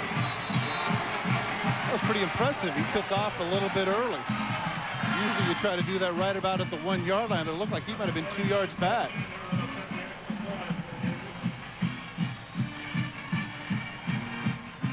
Look at where he takes off. Wow, that was actually the 3-yard line. It's impressive. Again, the right side of the offensive line, Kenyatta Walker and Cheston Blackshear able to create a gap for him. Chandler on for the extra point. He did miss one earlier, but not that one. Robert Gillespie, his 7th touchdown of the season. He rushed him down the field and then leaped up and over into the end zone. I realized that Bailey was getting a little frustrated with his homework, especially his reading. The best program I have found for parents to use with their child is Hooked on Phonics, because the parent can pick it up and they can use it immediately. Within just a couple of weeks, we were definitely seeing an improvement in him. It's as if the light bulb went on in a child's head. Hooked on Phonics works. Call to order Hooked on Phonics. Must be 18 or older. See improvement in just 4 weeks or your money back. And with your paid order, get the Start Right CD-ROM free. Call 888-ABCDEFG. Hello, Stuart. So you're Abigail's special friend from the office. Oh. Yeah, whatever. Okay, Stuart, what are your plans for the future? Well, I wouldn't mind living here. No, what's your passion, Stuart? I like to trade online. You ever heard of Ameritrade? I'm a stockbroker, son. Dad, he only pays $8 a trade. Give a kid a computer and he thinks he can beat the market. I don't want to beat the market. I want to grab it, sock it in the gut a couple times, turn it upside down, hold it by the pants, shake them out till all those pockets empty of all that spare change. Let's see. Ameritrade. Call now. When you talk to your kids about drugs, it may seem as though nothing's getting through. Don't believe it. Keep talking. Talk, listen, stay involved. 2:59 to play here in 4th quarter action from Jordan-Hare Stadium. Auburn, Alabama, 6th-ranked Florida, looking to move on in the schedule and move up in the rankings as they take it to Auburn 32-14. Jeff Chandler will kick it away. Robinson and Carter once again are deep for Auburn. Chandler had 4 field goals in the first half, really keeping this game within reach. Here's Robinson carrying out just shy of the 50-yard line. It's a return of 33 yards. And so Auburn will start with good field position, although it would appear to be too late. Down 32-14 with 2:47 to play here in the 4th. Good experience for Klein, though. Been good in the second half. He's got to do a lot for his confidence. And if for whatever reason Leard goes down now at the end of the season, they can feel good about the young man coming in. We have seen what everybody has talked about with Klein, a rocket for an arm. If they had a running, you know, it's almost an unfair test for the young quarterback. But any kind of running game, you wonder how good he could be. That time doesn't show off the rocket. Underthrows his receiver, but he was hit as he released the football. Could not step up and into it. There's what's left for Auburn on the road. And again, Ben Leard expected to start at Arkansas in a couple of weeks from now. They won the first 3 games this season, have lost the next 3, and it looks like they'll wind up with a 4-game losing streak when this one is all through.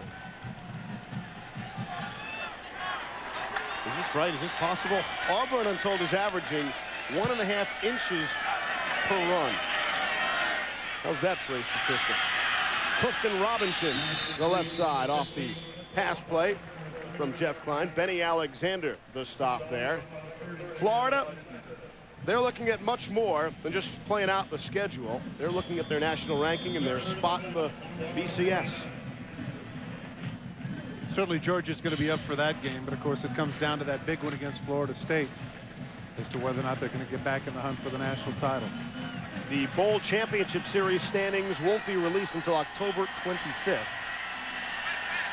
But you figure they get pretty much along the lines of the polls, which had Florida 6th coming into this one. It's Ronnie Daniels, and it's a loose ball. Unless they say he was down, we await the indication. I think that was a loose ball. I think you're right. Daniels, who has both touchdowns, their big play guy, just coughs up the football, and Florida will take over.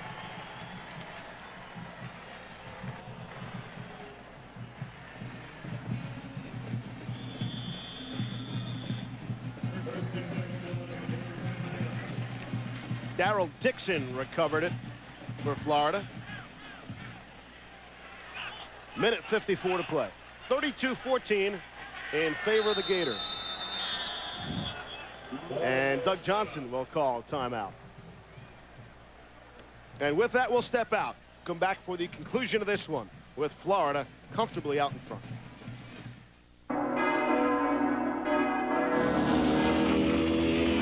Do you know how to drive? How to say, hey, that's a foul in Japanese? Do you know where in the heavens to find a human voice? Where in your soul to find character? Do you know the shortest distance to a college degree is a straight line called discipline? Do you know how to walk it? Be all you can be. I'm a quarter Italian. I'm a quarter Portuguese. I'm an eighth Spanish. Hey, Eddie. I'm a MetLife rep here in Brooklyn. Financial professional. MetLife's been in Brooklyn since before the bridge. That must have been 401k. Exactly, Hector. We helped finance the Empire State Building. Good morning. Started the Immigrant Service Bureau. Wherever you came from, we helped you become an American. That's MetLife. This mutual fund here, we're one big human family. So you love the differences. Pentium 3 processor owners, we've designed a website especially for you. Intel's Web Outfitter Service. Everything you need for a great internet experience. You can mix your own music. Improve the quality of your pictures. Even create your own websites. Intel's Web Outfitter Service. Get it now. Free at Intel.com.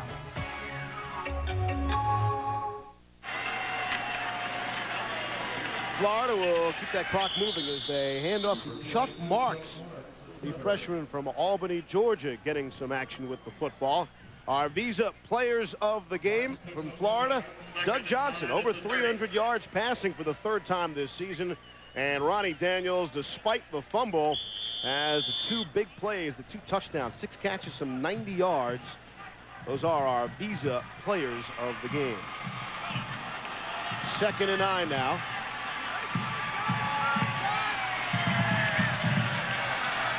Out of the eye. They'll flip it to the right side to Chuck Marks. And Marks making something out of his playing time. He's right on that Auburn symbol at midfield. A pickup of 18 for the redshirt freshman. Coming into this game, Florida had averaged over 5 yards per carry, and I'm thinking that that's going to still maintain itself here, Steve. One of the things that people forget when they play the Gators, that they're not one-dimensional. Even though the fun and gun gets all the attention, of course, the quarterback accrues a great deal of notoriety. They can run the football, and tonight they've done it effectively. 34 carries for 188 yards, 5.5 per carry. That is outstanding. They pass the football about 54% of the time. So you're right, a good mix of the run and the pass. Well, we've seen that here tonight, as this time they run out of bounds. Chuck Marks again. Another small running back, 5'9", $195. Kenny Kelly pushed him out. Tough to tell if Steve Spurrier will be happy with his victory or not. What are you talking about? A win's a win. Is that the way it is, college football? I think I'll take an ugly win over a beautiful defeat any of the 7 days of the week. How about a dominant win as opposed to just a regular win? Well, I think that in the SEC, the way the teams play, Auburn obviously was up for this game. They had the crowd behind them. To win on the road by this amount, not unlike last week, 31-10. You know, the people are going to talk about whether or not it was attractive. But I think one of the things they certainly have to be pleased with is the running game. Their defense was outstanding. They rose to the occasion when they had to. The crowd got back in the game. Big clutch third down. Arguably the biggest play of the game was when Doug Johnson hits Jackson on that 3rd and 10. Otherwise, they could have got right back into the game. Instead, he makes the play. They do all the right things coming down the stretch. I think Florida has to feel pretty good about this win. Congratulations to Steve Spurrier. He passes Barry Switzer for the most victories in the first 10 years at any major college. 32-14, 6th-ranked Florida a winner here at Auburn. Coming up tonight on SportsCenter at 2 a.m. Eastern here on ESPN. Well, the Braves on the brink. Pedro against the Rocket. And there's late NFL injury news. That's on SportsCenter tonight at 2 a.m. Eastern here on ESPN. Up next, the Kart Grand Prix of Australia. Thanks for watching, everybody. For Todd Christensen and Holly Rowe, this is Steve Levy. Good night from Auburn, Alabama. ESPN, proud to celebrate another moment from our first 20 years. For more, log on to ESPN.com, part of the Go Network. Go.com. ESPN, the worldwide leader in sports.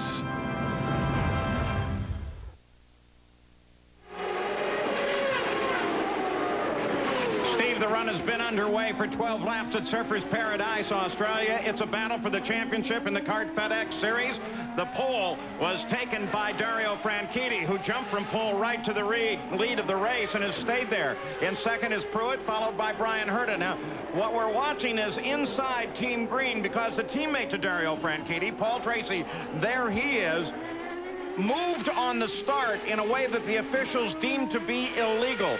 And in doing so, they just moments ago gave him a black flag penalty and had him do a drive-through penalty on the pits. Now, look back in the second row. Paul Tracy makes a move over to the left alongside of Brian Herta. That's what they deemed to be illegal. They gave him the black flag. He went into the pits in 6th position, slowing down from 3rd, came out of the pits in 10th. There still seems to be some confusion as to why that call was made. But the best guess is it was because of Tracy's move from the right side of the course over to the left. Is that the way you're following it, Gary? Yeah, I believe that's the case. Barry Green on the radio to Paul Tracy just before he actually drove down through pit road said there is no more argument, Paul. Chief Stewart says drive through. They'll stop scoring you if you don't come in. Obviously, Tracy is extremely irate, and he fired back a couple of expletives on the radio. He's a very, very unhappy camper, and who can blame him at this point? He's just lost a lot of ground. And you have to consider how all of this figures into this championship battle with Dario Franchitti coming here, having to stay